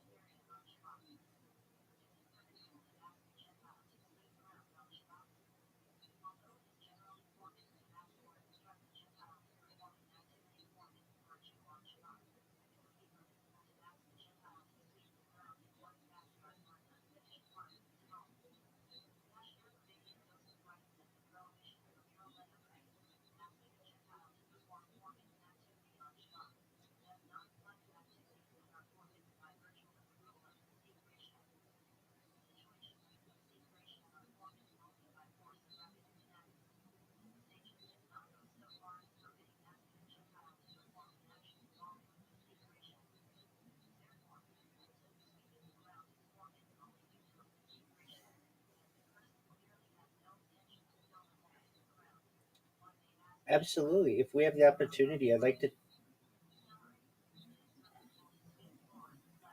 most certainly, if we have the opportunity, I'd like to talk about the alien abductee phenomenon, if that's okay with everyone. Excellent.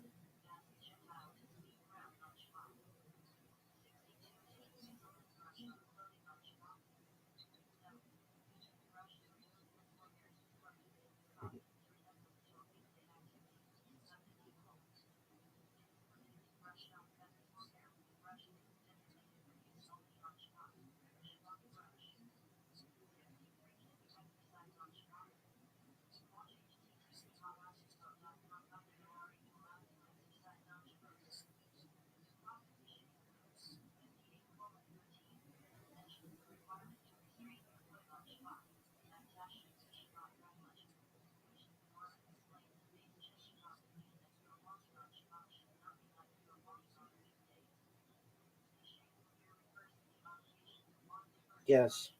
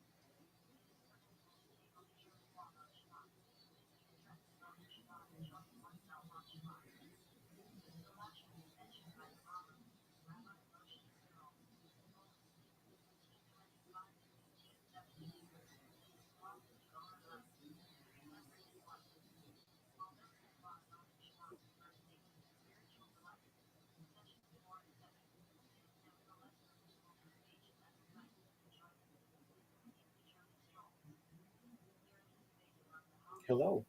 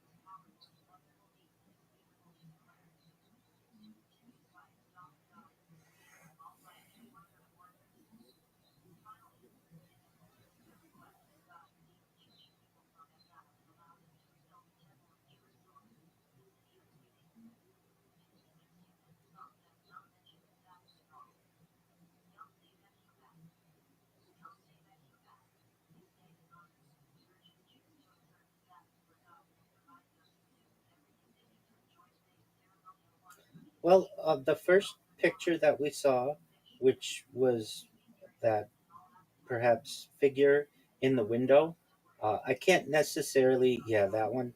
I can't necessarily make out exactly what's going on there. So I will refrain from commenting on what I actually think that is. But any kind of evidence that we get is, I feel, very important, whether it is something in actuality or even just something that someone wants to contribute and they don't necessarily know the origins. So whatever we can get, I think, is really important.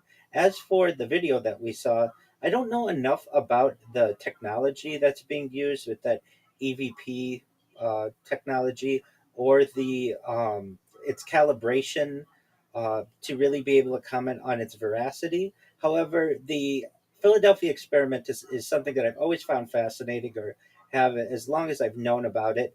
And I really feel that there's something there that isn't really discussed too much by the United States Navy.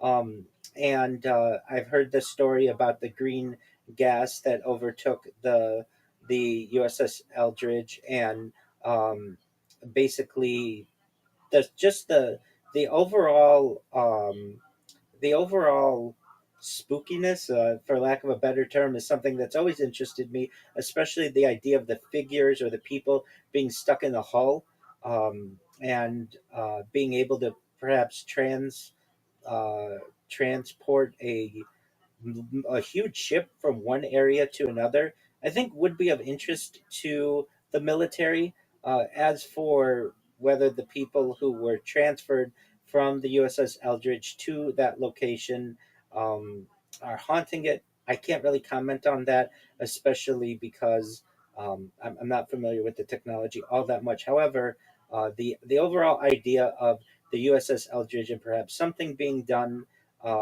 using some type of technology, perhaps that may have allowed for the teleportation of a ship, is something that's always been of interest to me. And if it wasn't done in 1943, is this something that has been done since? So I'd love to hear everyone else's opinion on the matter.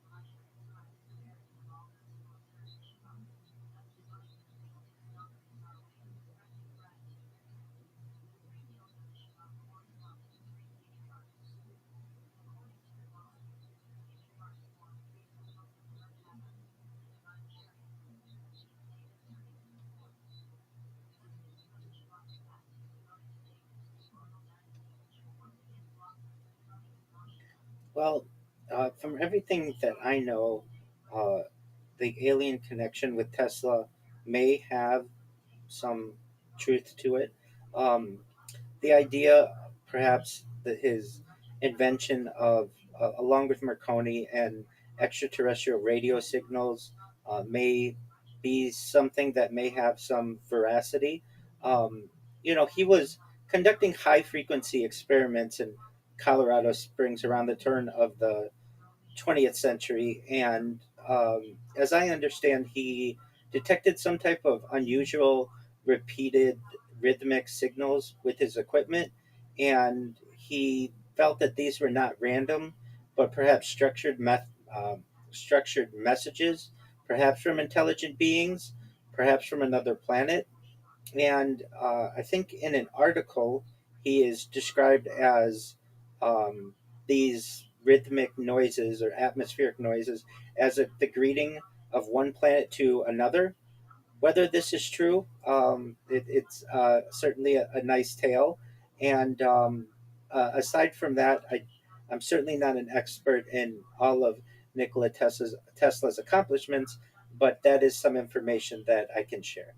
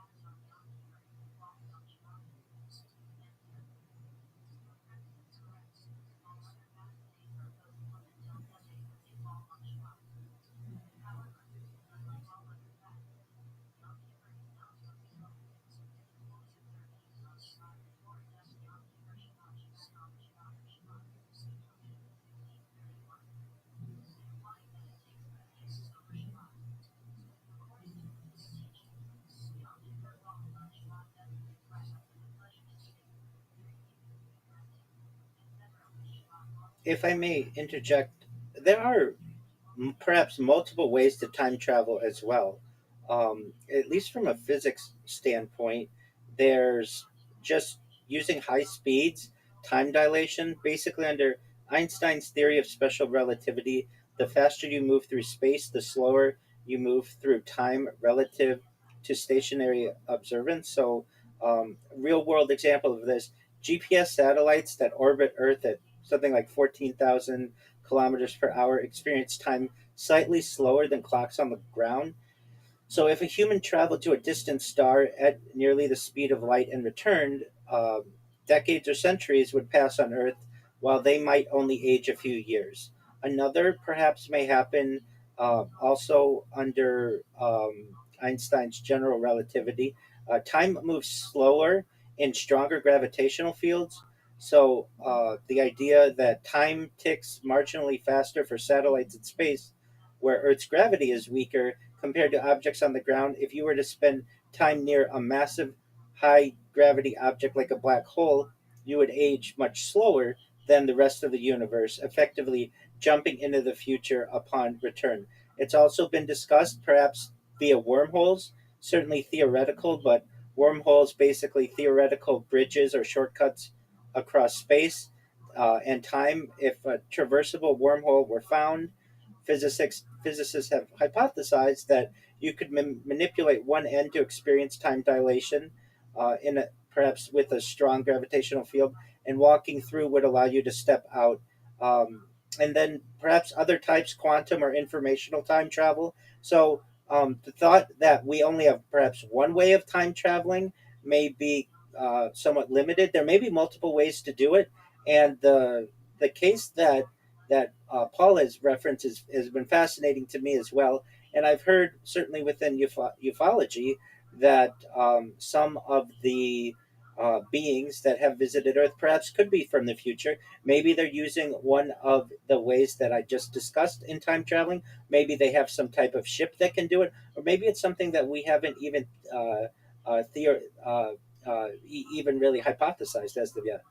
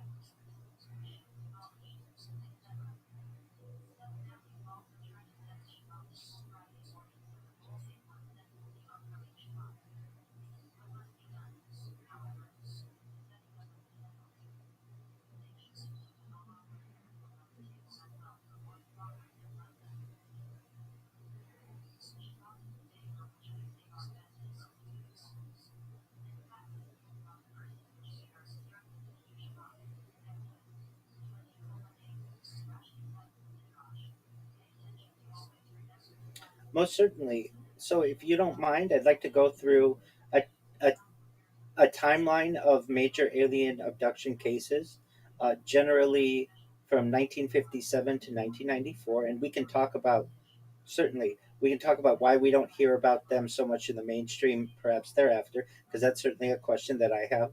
But the first major alien abduction case that made the press is from Antonio Villas Boas case. This happened October 15th, 1957, near Sao Francisco de Salas, Minas Gerais, Brazil. Antonio Villas Boas, he was a 23-year-old farmer. He was working late at night plowing fields on his family's farm.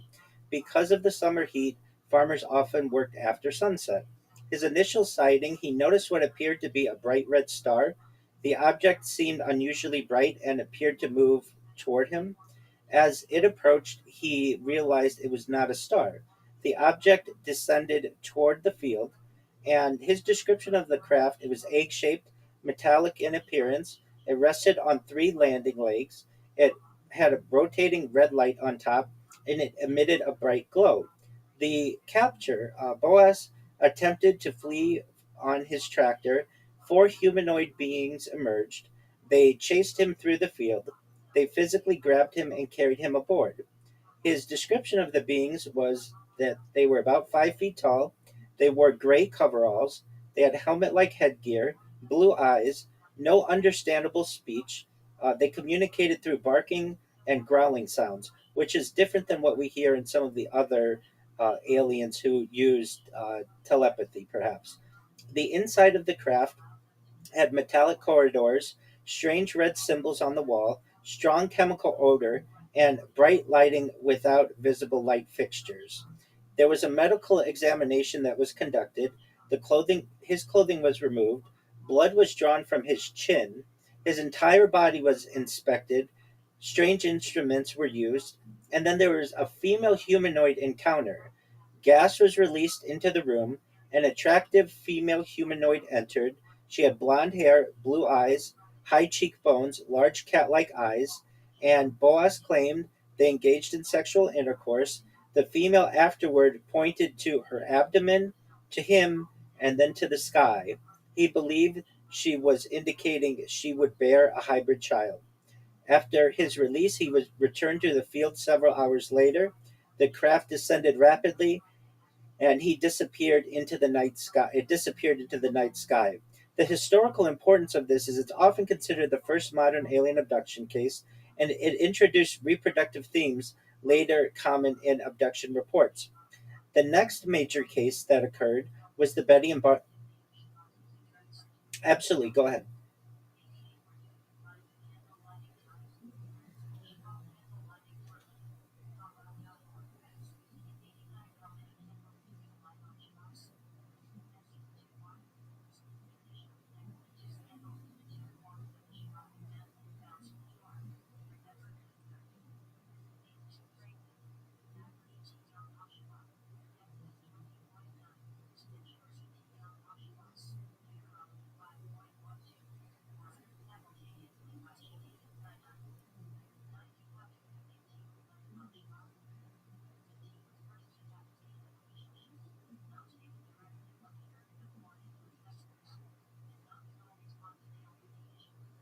Very interesting.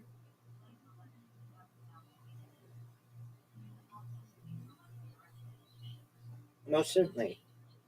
Most certainly. Absolutely. Most certainly. Thank you. And anyone who has anything, please feel free to add. The next major abduction story that occurs is the Betty and Barney Hill case. This occurred September 19th to 20th, 1961, in the White Mountains of New Hampshire, United States. Betty and Barney Hill, their background, they were a married couple returning from vacation to Canada. They were driving through rural New Hampshire at night. An interesting aspect of this is they were an interracial couple when that was not the norm. There was an initial sighting. Betty noticed a bright light. It appeared to move independently of the stars. The object followed their vehicle for many miles. The close encounter was Barney stopped the car. He viewed the object through binoculars. He claimed he saw a large disc-shaped craft, rows of windows, humanoid figures looking directly at him. One figure appeared to be a leader, and then there was a period of missing time where they returned home much later than expected. Approximately 2 hours went unaccounted. Their watches stopped working. Betty's dress was damaged. An interesting part of this is that these aliens, for as intelligent as they were, could not seemingly figure out a zipper. They tore her dress without just pulling the zipper down, which seemingly would to us would be pretty easy to do. And then Barney's shoes were unusually scuffed. They had scuffs on the tops of the toe box, essentially, in the idea that like he was dragged with his feet, the top of his shoes actually dragging onto the ground. During hypnotic recall years later, they both underwent hypnosis.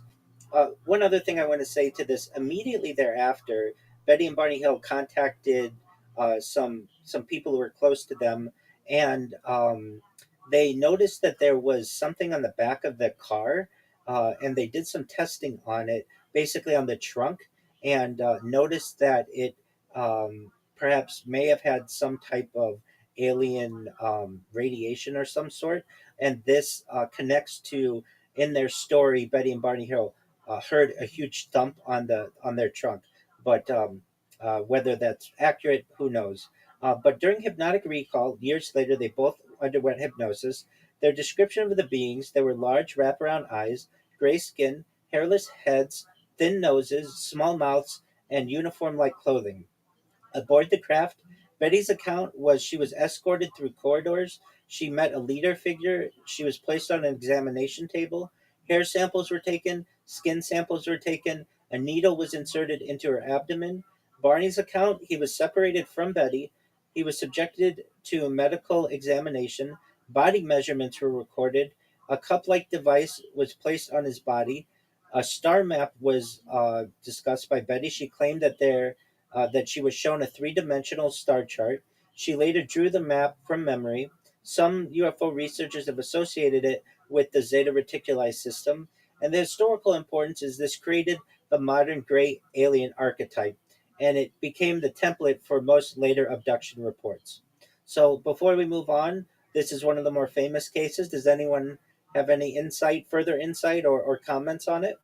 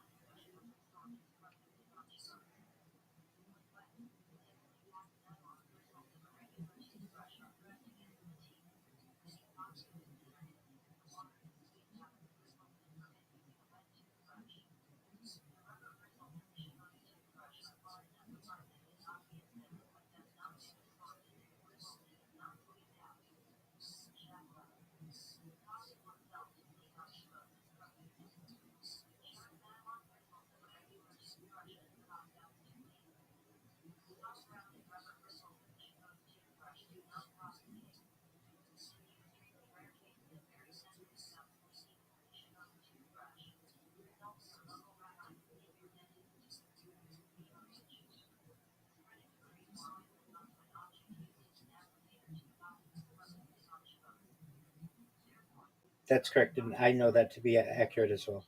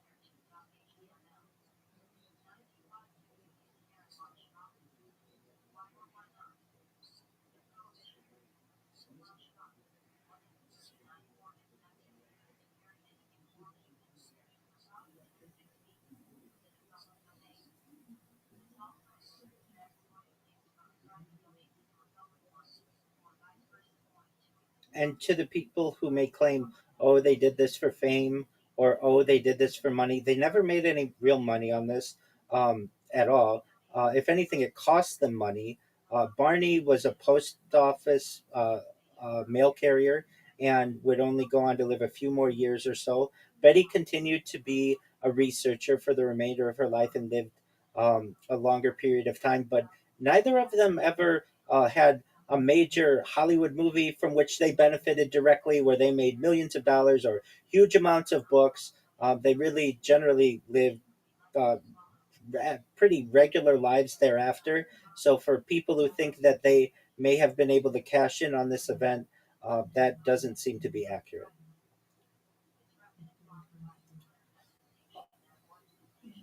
All right. The next question, go ahead. Absolutely. The next topic or the next case is Herbert Schirmer. This happened December 3rd, 1967, in Ashland, Nebraska, in the United States. Herbert Schirmer, he was a local police officer on patrol.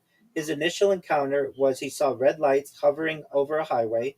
He approached to investigate. His description of the craft was it was oval shaped, it had a white lower section, flashing red lights, and it hovered silently. He had a humanoid encounter. One being emerged, and he described it to be about 5 feet 10 inches tall, pale skin, slanted eyes, thin lips, tight fitting uniform, winged serpent emblem on its chest, and he had telepathic communication.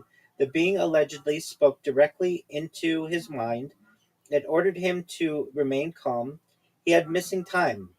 Approximately 20 minutes vanished. He had recovered memories. Under hypnosis, Schirmer claimed he entered the craft, saw several crew members. He learned they maintained hidden bases under Earth's oceans. He was told humanity was being monitored. The craft interior, it was a circular room, colored lights, molded seats, and no visible controls. So it's he was an officer of the law, trusted within that society. Certainly wouldn't necessarily want to risk that, but that was his encounter. Does anyone have anything to add, or would like to have further discussion on that? Oh, all right. We'll move on to the next one. This is the Pascagoula incident. This happened October 11th, 1973, along the Pascagoula River in Mississippi, United States. This involved Charles Hickson and Calvin Parker. The background is they were fishing after work along the riverbank. The initial event, they heard a buzzing sound. Bright blue lights illuminated the area. The description of the craft, it was an oval object approximately 30 feet across. It hovered silently. Their description of the entities, among the strangest ever reported, they were around 5 feet tall, wrinkled gray skin, no visible neck, a slit-like mouth. They had pointed ears, claw-like appendages. They floated instead of walking. The witnesses repeatedly described them as robotic, and the abduction was both men reportedly became paralyzed. They floated into the craft. Under examination, they encountered a floating machine resembling a giant eye. The device moved around them.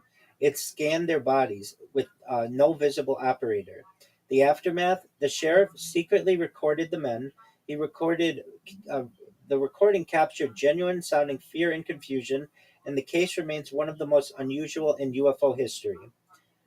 Any further additions to that one?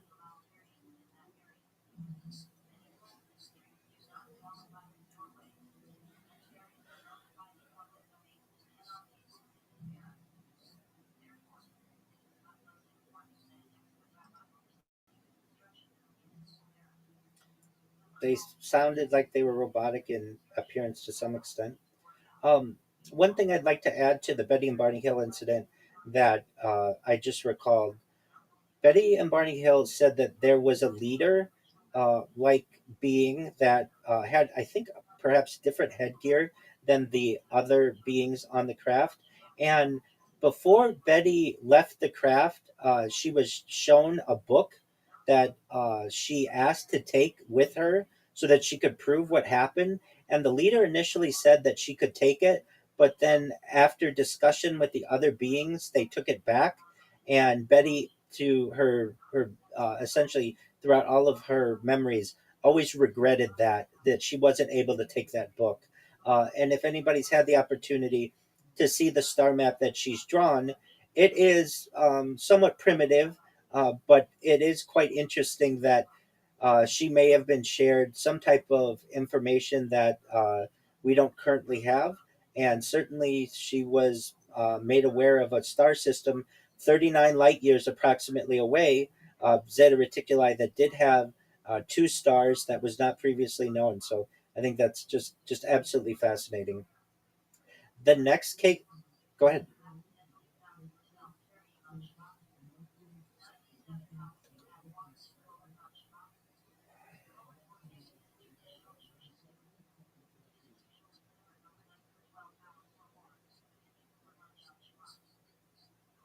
Oh, we're getting there.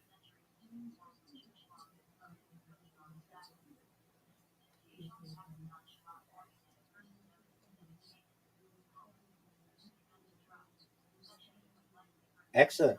Well, we're gonna review that case in just a moment. So I want to hear everything that you had to discuss with him. So excellent. We have firsthand encounter of someone who discussed this one of the cases with one of the individuals. So that's great. The next case was Carl Higdon. This happened October 25th, 1974, near Rawlins, Wyoming, United States. Carl Higdon, the initial event, he was hunting elk in remote wilderness.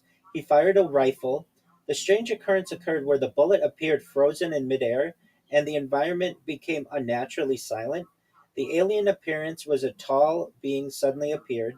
The description was over 6 feet tall, yellow skin, large eyes, sparse hair, no visible chin. The being identified itself as AUSSO 1, AUSSO space ONE. The craft had transparent walls, strange interior lighting, no visible machinery. The information given was the being allegedly explained that there were numerous inhabited worlds that existed. Earth is observed by extraterrestrials. Interstellar travel is routine for them. And his return, he later found himself far from where he began, and he experienced memory gaps and confusion. Does anyone have anything further they'd like to contribute on that case? If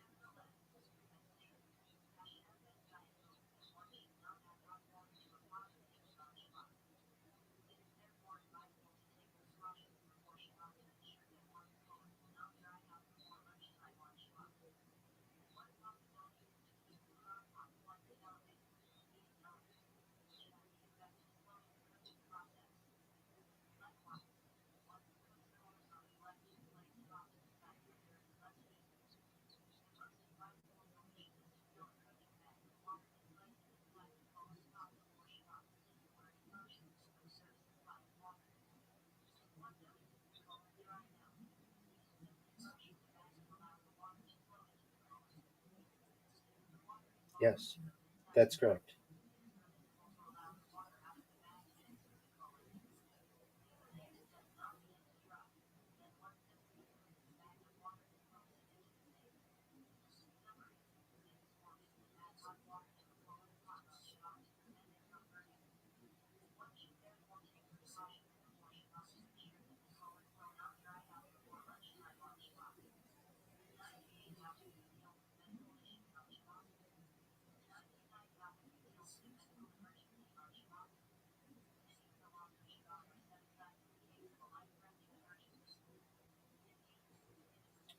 It very well could be. The next case that we have, it is Travis Walton, and so we're going to want to absolutely yes. So that's the 1993 movie that was made about this case. The case actually occurred November 5th, 1975, in the Apache Sitgreaves National Forest in Arizona, in the United States. Travis Walton's initial encounter, he and six co-workers were driving after logging work. They observed a brilliant glowing craft hovering among the trees. The description of the craft, it was a large metallic disc, intense golden light, and it hovered silently. The beam incident was Walton walked toward the object. The beam struck him, and witnesses saw him thrown backward. There was a disappearance. He was missing for 5 days. There was a major police investigation launched. Inside the craft, Walton claimed he awakened on a table in a curved metallic room surrounded by small beings. The first group of beings were hairless, pale skin, large eyes, and child sized stature. Walton reportedly fought them physically. Then he had a Nordic encounter. Later, he encountered tall humans, blonde hair, blue eyes, wearing blue uniforms. The spacecraft interior had multiple rooms, dome like ceilings, complex machinery, hangar like chamber containing other craft, and then in return, upon his return, the human looking being placed a mask over his face. He lost consciousness and he awoke near a highway. And for anyone who's aware of this story, his friends were actually being investigated for his disappearance and perhaps his murder. It was it was very chilling to them and for Travis Walton. And later on, he's probably the most famous of these cases with a movie about him. But even he didn't make huge amounts of money from his story, and generally has talked about it, but hasn't necessarily cashed in with any of these. No person has really been able to change their life and go on the UFO and lecture circuit to the point where they have this immense financial independence. If anything, it has ruined a lot of reputations and caused a lot of the people ridicule. With that being said, Paul, please tell us everything that you encountered with the Travis Walton discussion that you had.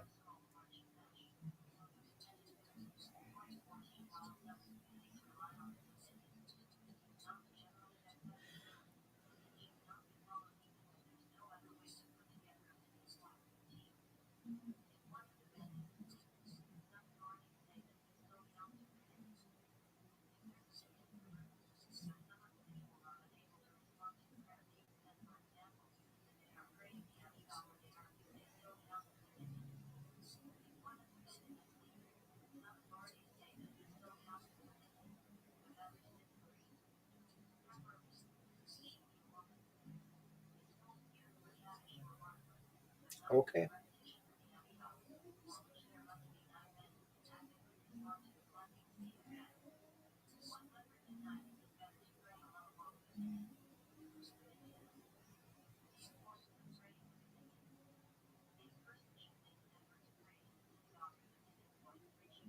Well, I'm sure that there's a lot of investment that he has to make to travel and such, and he's told the story so many times. But um, to my knowledge, I mean, has he become like a multimillionaire from this?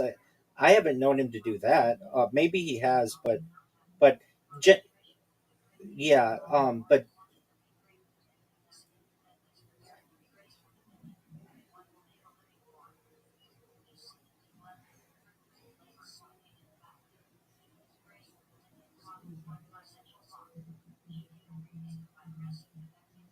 okay. Uh, and I'm sure. Go ahead.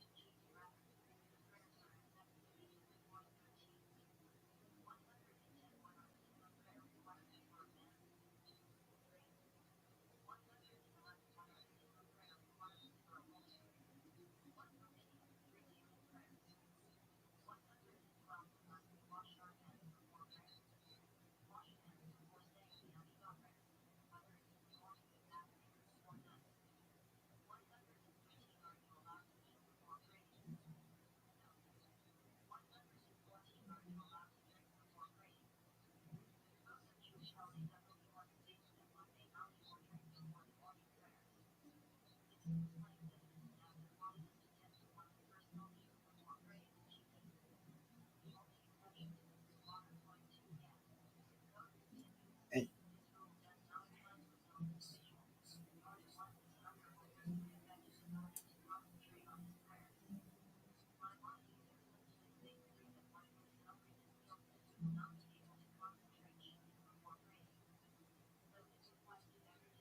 absolutely.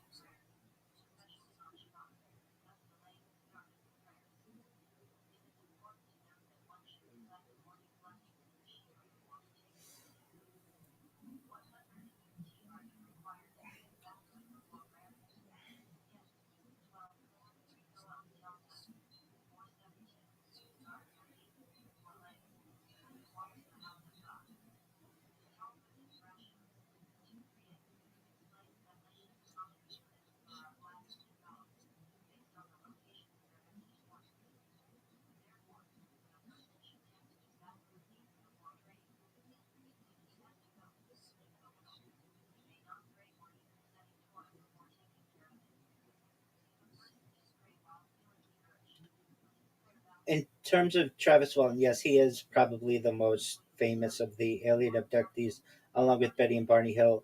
And I I can't blame him. He really couldn't have a normal job after this encounter generally, and there was the opportunity there. But to what Danielle has said, out of 100 people who have experienced or allegedly experienced the alien abduction phenomenon, maybe one makes money on it.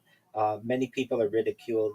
Many people are rejected. Many people have some major mental illness that can result in this. So, but yes, Travis Walton certainly the exception to the rule and how he has been able to perhaps utilize his encounter for a positive in his life.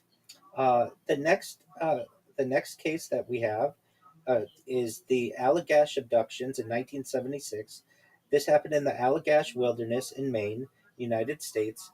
The witnesses were Jack Weiner, Jim Weiner, Chuck Rack, Charlie Foltz. The initial observation: they were canoeing on Eagle Lake. A bright object appeared overhead. The object followed their movements, and then they had missing memory. Years later, hypnosis revealed the alleged abduction memories. The description of the beings: gray skin, bald heads, large black eyes, thin bodies, long fingers. They the procedures that they reported: there was blood collection, skin examination, eye examination, and placement on the medical tables. The importance is that this is one of the most famous multiple witness abduction cases that we have. And as I'm going through these, we should see many similarities: missing time, gray skin, large eyes, and while we don't necessarily know if these are just one species, certainly it seems like perhaps some of these species do share some common traits. And before we move on to the next group of encounters, does anyone have anything to say on that? The similarities that we're hearing in these cases.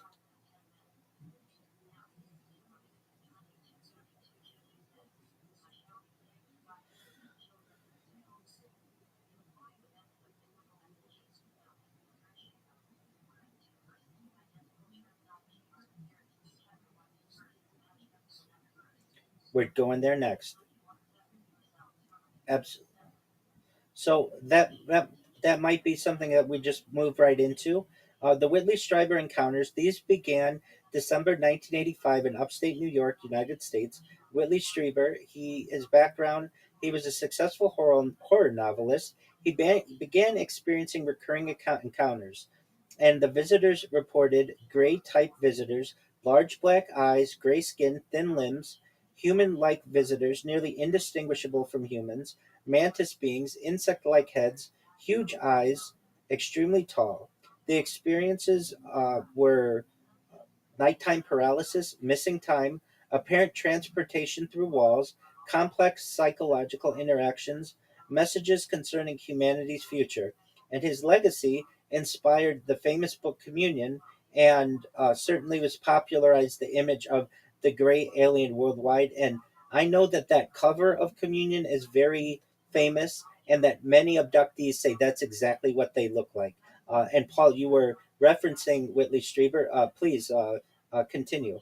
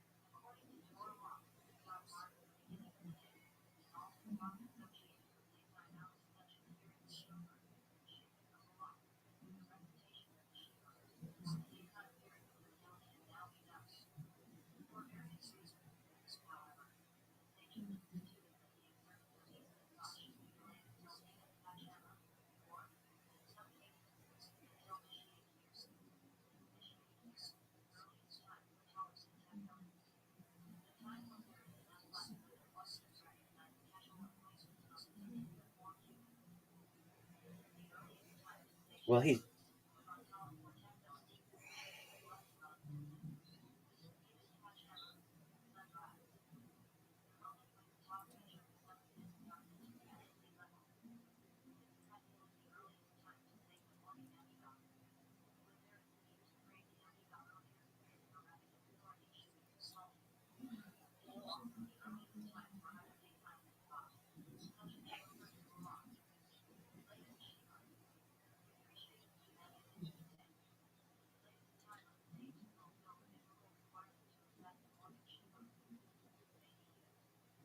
yes.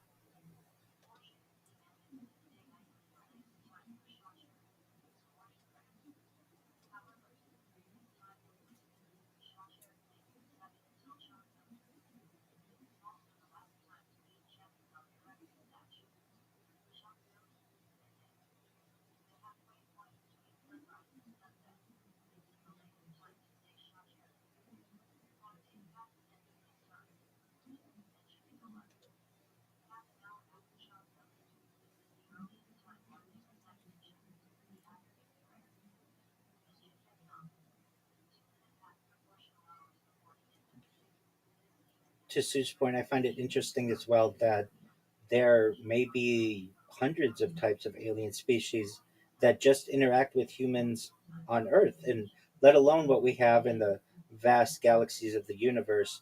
Um, while I'm not sure the veracity of this book, there is a book that is available on archive.org, the Internet Archive, just called The Book of Alien Races, that is allegedly, purportedly, and I don't know if it has been debunked or what that even means, but if anybody wants to learn more about potential alien races that may interact with humans on Earth, I do recommend at least taking a look at it.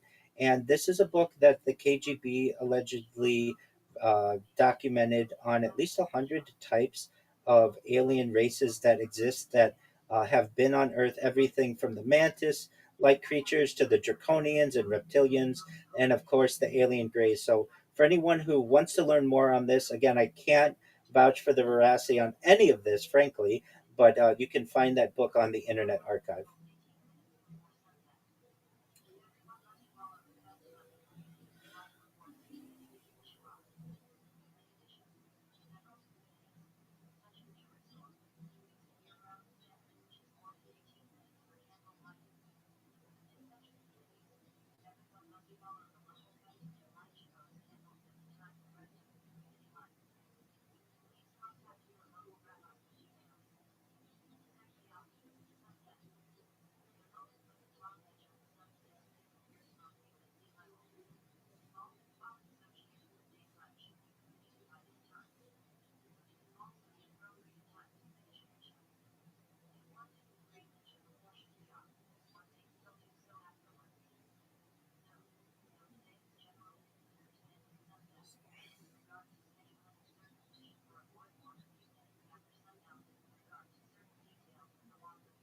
Yes.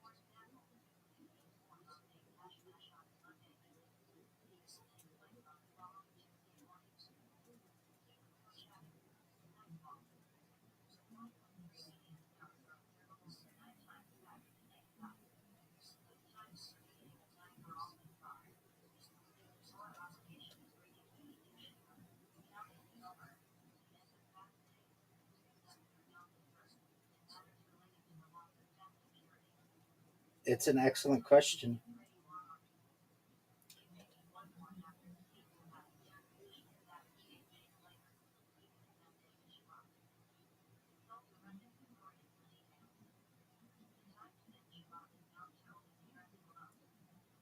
It, it could be some type of time manipulation, some type of force field.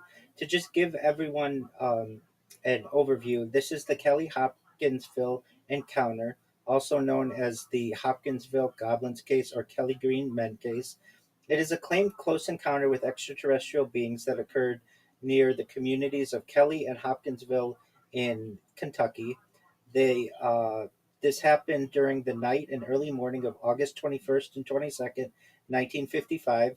Ufologists regarded it as one of the most significant and well documented cases in the history of UFO incidents, while skeptics maintained that there's no actual physical evidence and that the encounter ever took place, and there were reports might have been due to the effects of excitement. But the claims were that 5 adults and 7 children arrived at the Hopkinsville police station claiming that small alien creatures from a spaceship had been attacking their farmhouse and that they had been holding them off with gunfire for nearly 4 hours. Two of the adults, Elmer Sutton and Billy Ray Taylor, claimed that they had been shooting a short at a few short, dark figures who reportedly popped up at the doorway and peered into windows. The Kentucky New Era, the first paper to report on the incident, increased the number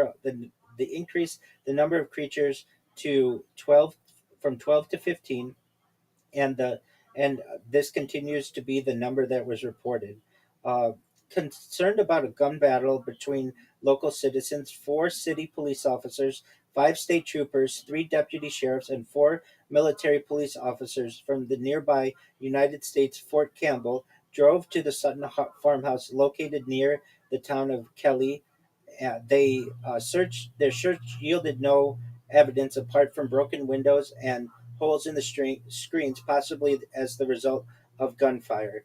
Residents of the farmhouse included Jeannie Langford, her minor children, and some other relatives of hers. And basically, these people were reportedly maybe carnival workers who were visiting the farmhouse. When officers returned the next day, they found the house empty. Neighbors informed them that the families had packed up and left, claiming the creatures had returned about 3:30 in the morning. So that's a basic breakdown of what potentially occurred. As for what kind of technology that might have been used, these creatures could have advanced skin that could perhaps be able to deflect any kind of shotgun or bullet fragments or bullets themselves. Additionally, it could be some type of time dilation, some type of force fields. I don't think we really know. Does anyone else have any type of theories?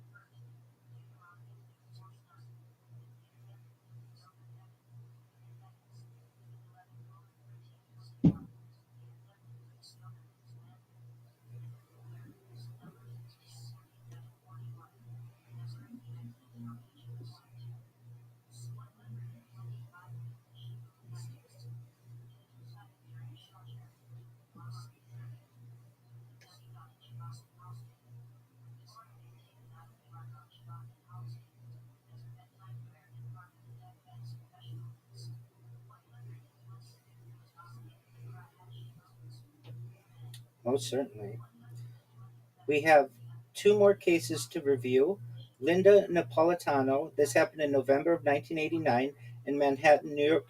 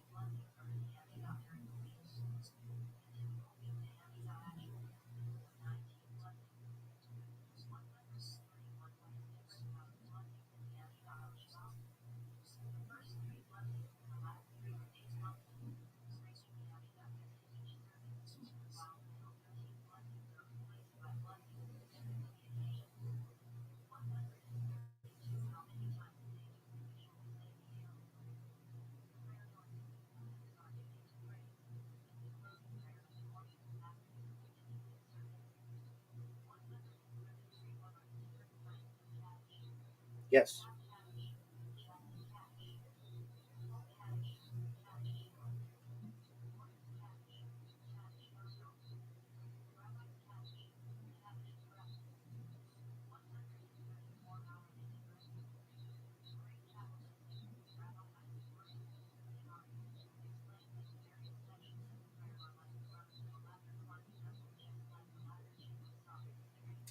Most certainly, before I answer that question, if I may just close out on the last two major cases. This is Linda Napolitano. This is November 1989. She awoke in the middle of the night. She saw a blue light in her bedroom. Description of the beings: there were three gray aliens, thin bodies, large black eyes, smooth gray skin. There was levitation. She claimed that she floated from her bed. She passed through a closed window and rose into the sky. The craft was a large hovering object above Manhattan. Aboard the craft, there were medical examinations, telepathic communication, and missing time. There was controversy. Researcher Bud Hopkins claimed independent witnesses observed the levitation outside. And then finally, the Ariel school encounter. This is a major case that occurred September 16th, 1994, in Ruwa, Zimbabwe. The Ariel school witnesses approximately 60 school children. This was a large group of people who saw this. The initial event: there was a silver object that descended near a playground. It landed beyond the school grounds. The appearance of beings roughly 3 to 4 feet tall, thin bodies, large black eyes, large heads, dark suits or dark skin tight clothing. The reported communication: many children claimed messages entered their minds, warnings about environmental destruction, concerns about technology. The significance was a large number of the witnesses interviewed. Interviews were conducted immediately thereafter, and one of the most studied mass sighting events. And I would like to say as well, uh, we have had the opportunity to have reunions on this case, and in this case, the students who are now adults have all kept very consistent stories. And one last case I'd like to mention as well. Apologies, the Kelly Cahill case, August 8th, 1993. This is near Melbourne, Australia. Kelly Cahill had an initial sighting. She was driving at night with her husband. A massive object appeared above the roadway. She said it was a huge structure, a ring of light, silent movement. The description of the beings: they were over 6 feet tall, black eyes, thin faces, dark form-fitting suits. She had missing time, significant period unaccounted for. Witnesses later discovered discrepancies in travel time, and the physical effects were nausea, headaches, body marks, psychological distress. The importance is this is one of Australia's most famous alleged abduction encounters, and it was included in by multiple independent witnesses reporting similar observations. In answer to Danielle's question, I feel that we are basically a zoo for these aliens, or some type of perhaps experiment. And just like we track animals in the wild and put trackers in them and track them with GPS, they may do the same thing with us. they also may be creating new types of hybrids or new types of alien species with us.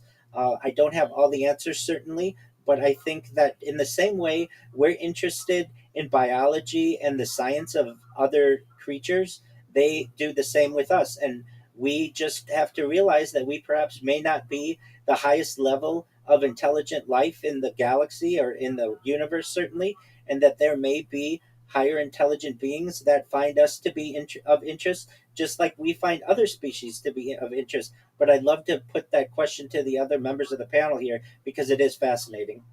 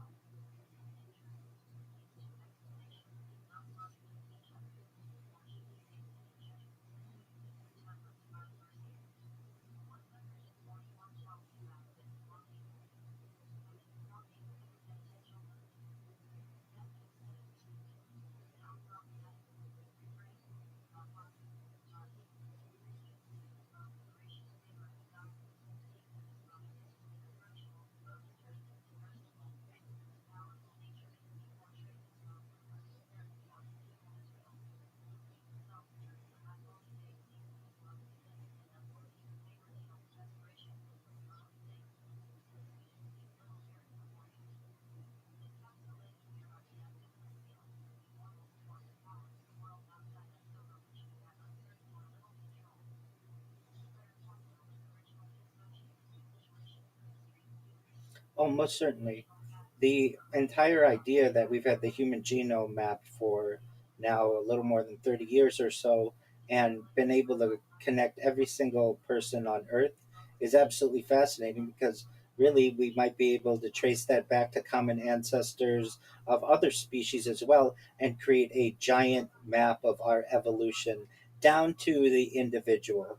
And I would imagine aliens or some type of extraterrestrial or higher intelligent being would be quite interested in that and perhaps guided evolution or aided evolution, whatever we may have perhaps experienced, and to basically check up on how this experiment is being conducted and if it's along their timetables and if it's occurring in the way in which they feel it should be. And we have to think that Earth may not be certainly the only potential where this is going on. This may be happening throughout the galaxy and throughout the universe, and we just may be one of the experimentary planets where these types of tests are ongoing.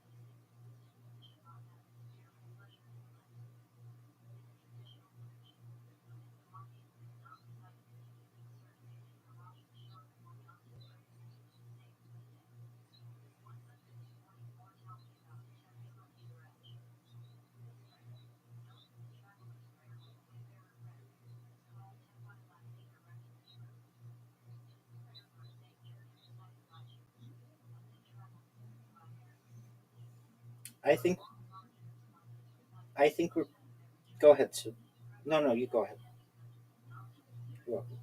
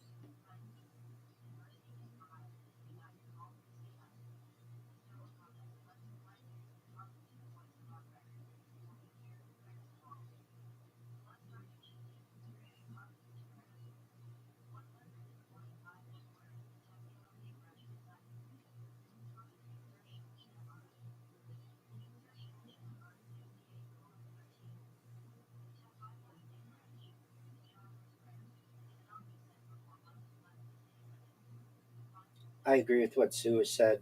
So there could be the potential of Project Bluebeam in the future, where there is this event that may usher in a global government, may have some type of messianic figure, or we may continue to be experiencing soft disclosure, which is the predictive programming that we have been experiencing since at least World War II or so. And in my opinion, though, in answer to the person from Croatia's question, it's not going to take another 100 years. This phenomenon isn't even in the modern day, even 100 years old, and we've gone from a very skeptic public to over 50%. If you look at more recent polling of people who either think that we are not alone, or think that either somewhere in the universe, or think that aliens are here on Earth and interact with humans regularly. And so, given a few more decades, I think that there will be a global consensus that we aren't alone, that we need to address this topic in a mature fashion. We have to recognize that we aren't the top of the evolutionary tree. In fact, we may be more in the middle, or we could even be towards the the bottom of the evolutionary tree, but that's okay. We're moving into perhaps a tier one or type one civilization on the Kardashev scale, and we need to recognize that we need peace on our Earth in order to continue to evolve and develop. And it's not something. Disclosure is not something that we should fear. It's something that we should embrace.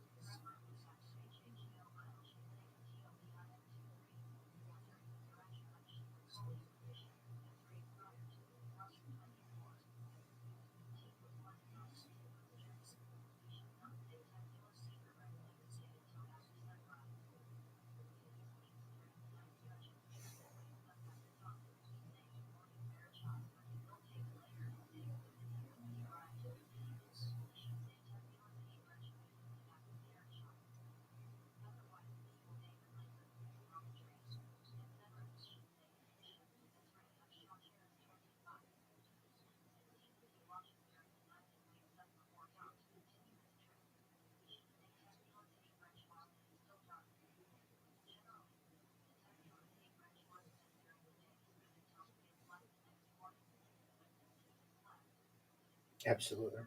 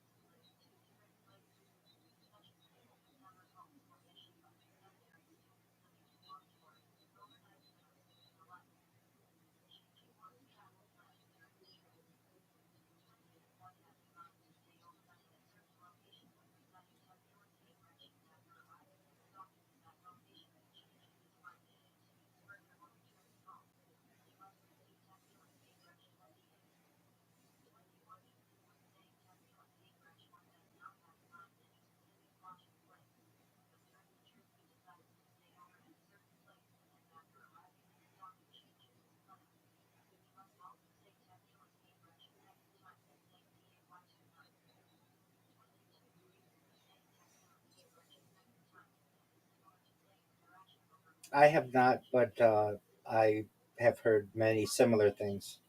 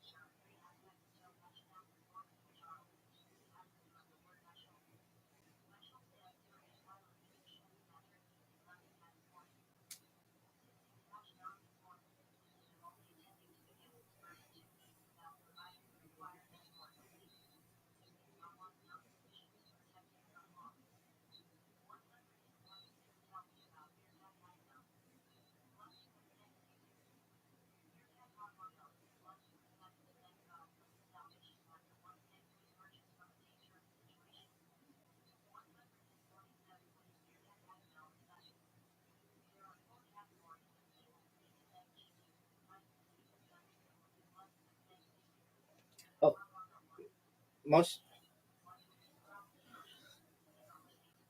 most certainly. Paul mentioned this earlier, but the alien implants, these small foreign objects that are allegedly placed inside a person's body during extraterrestrial abduction, many people believe that these seed sized devices serve functions like biotelemetry tracking, mind control, perhaps, or act as receivers. Um, Really, the history of the claims. Um, this this phenomenon gained major traction in the 1990s through the work of surgeon and ufologist Dr. Roger Lear. He reportedly surgically removed numerous mysterious metallic or seed-sized objects from the bodies of alleged abductees. I've seen these before. It's almost like a metallic tic tac, about the size of the tic tac mint. In the alleged evidence, proponents claim these objects were found in sensitive areas like hands, feet, and nasal cavities without any entry scars, which further is what Paul had said. Furthermore, they assert that some extracted objects exhibited strange physical properties, such as glowing under ultraviolet light, emitting unusual radio frequencies, or possessing metallurgy that some independent labs allegedly could not identify as earthly. um, of course, mainstream science and medical experts don't necessarily recognize these objects as extraterrestrial technology. The explanations that are given are that these are identified as terrestrial items. Some people say that these are common debris like glass shards, metal fragments from childhood injuries, or misplaced surgical materials. But generally, I have heard that discussion that the metallurgy of these may not be of Earth. I've also seen um, in documentaries and such these types of objects removed from someone's body and placed on a tray, and it's as if the object moves independently, which I've always found to be interesting. It can like vibrate, and really that's much of the information that I know. I know some of the common places, nasal cavities, of course, in the hand, basically like in this area of the hand, also the feet, sometimes in the knee. There doesn't seem to be any necessarily rhyme or reason as to where these are placed, but in as we discussed earlier a little bit that we track animals in one way or another using tracking devices. Allegedly, this could be a way that aliens track us. What do you all think? And is what I've said consistent with what you know about the phenomenon?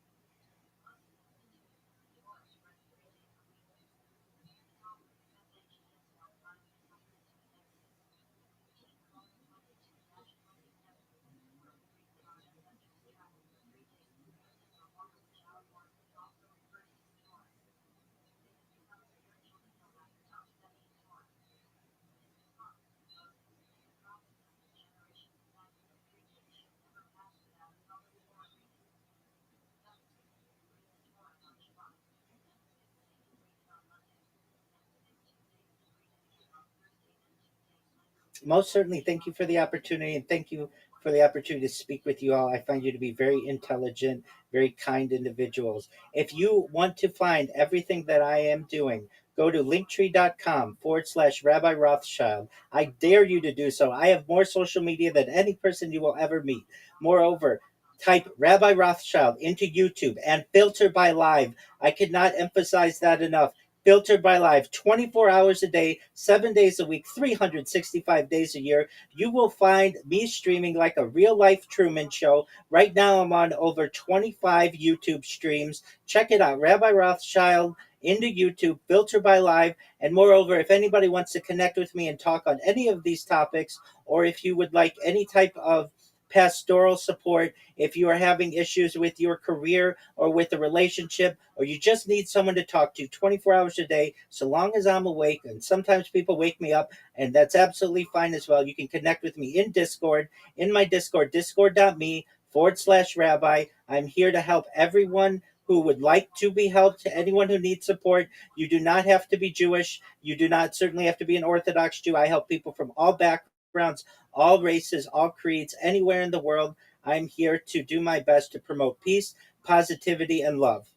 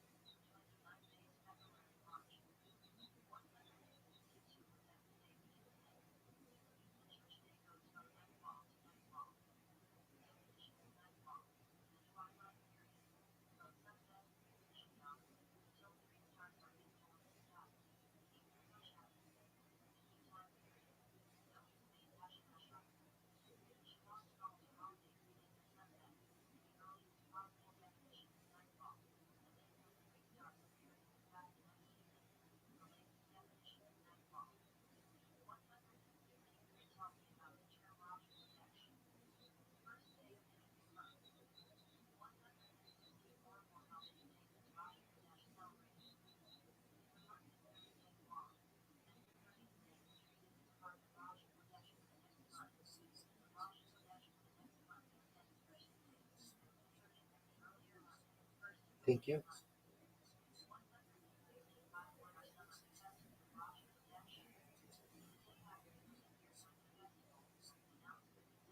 Oh, okay.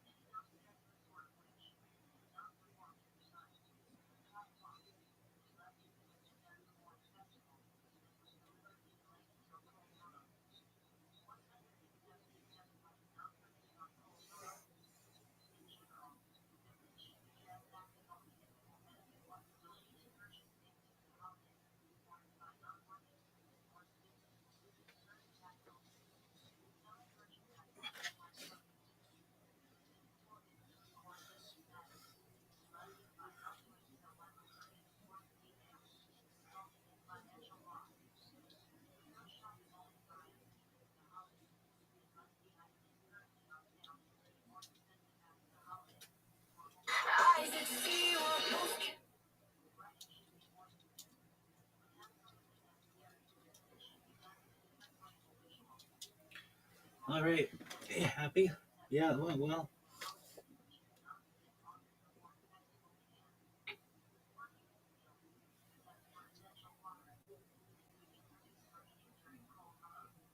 All right, good show, guys. Take care, everyone. I'll join soon when I have the opportunity. Take care. Pleasure to meet you all again, and you guys are just wonderful. Blessings. We'll talk again soon. Oh.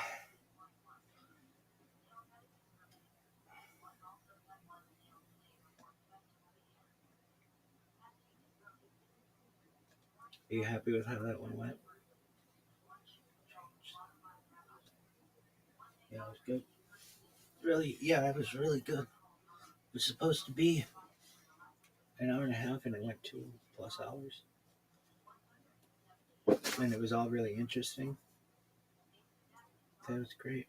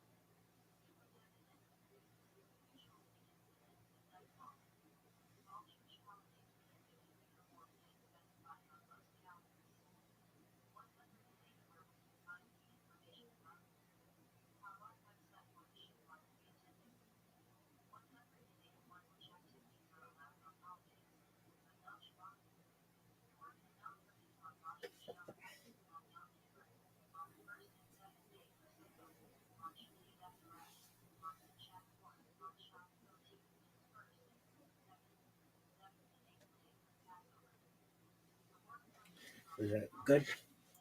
Yep. Anything you would want to change? No.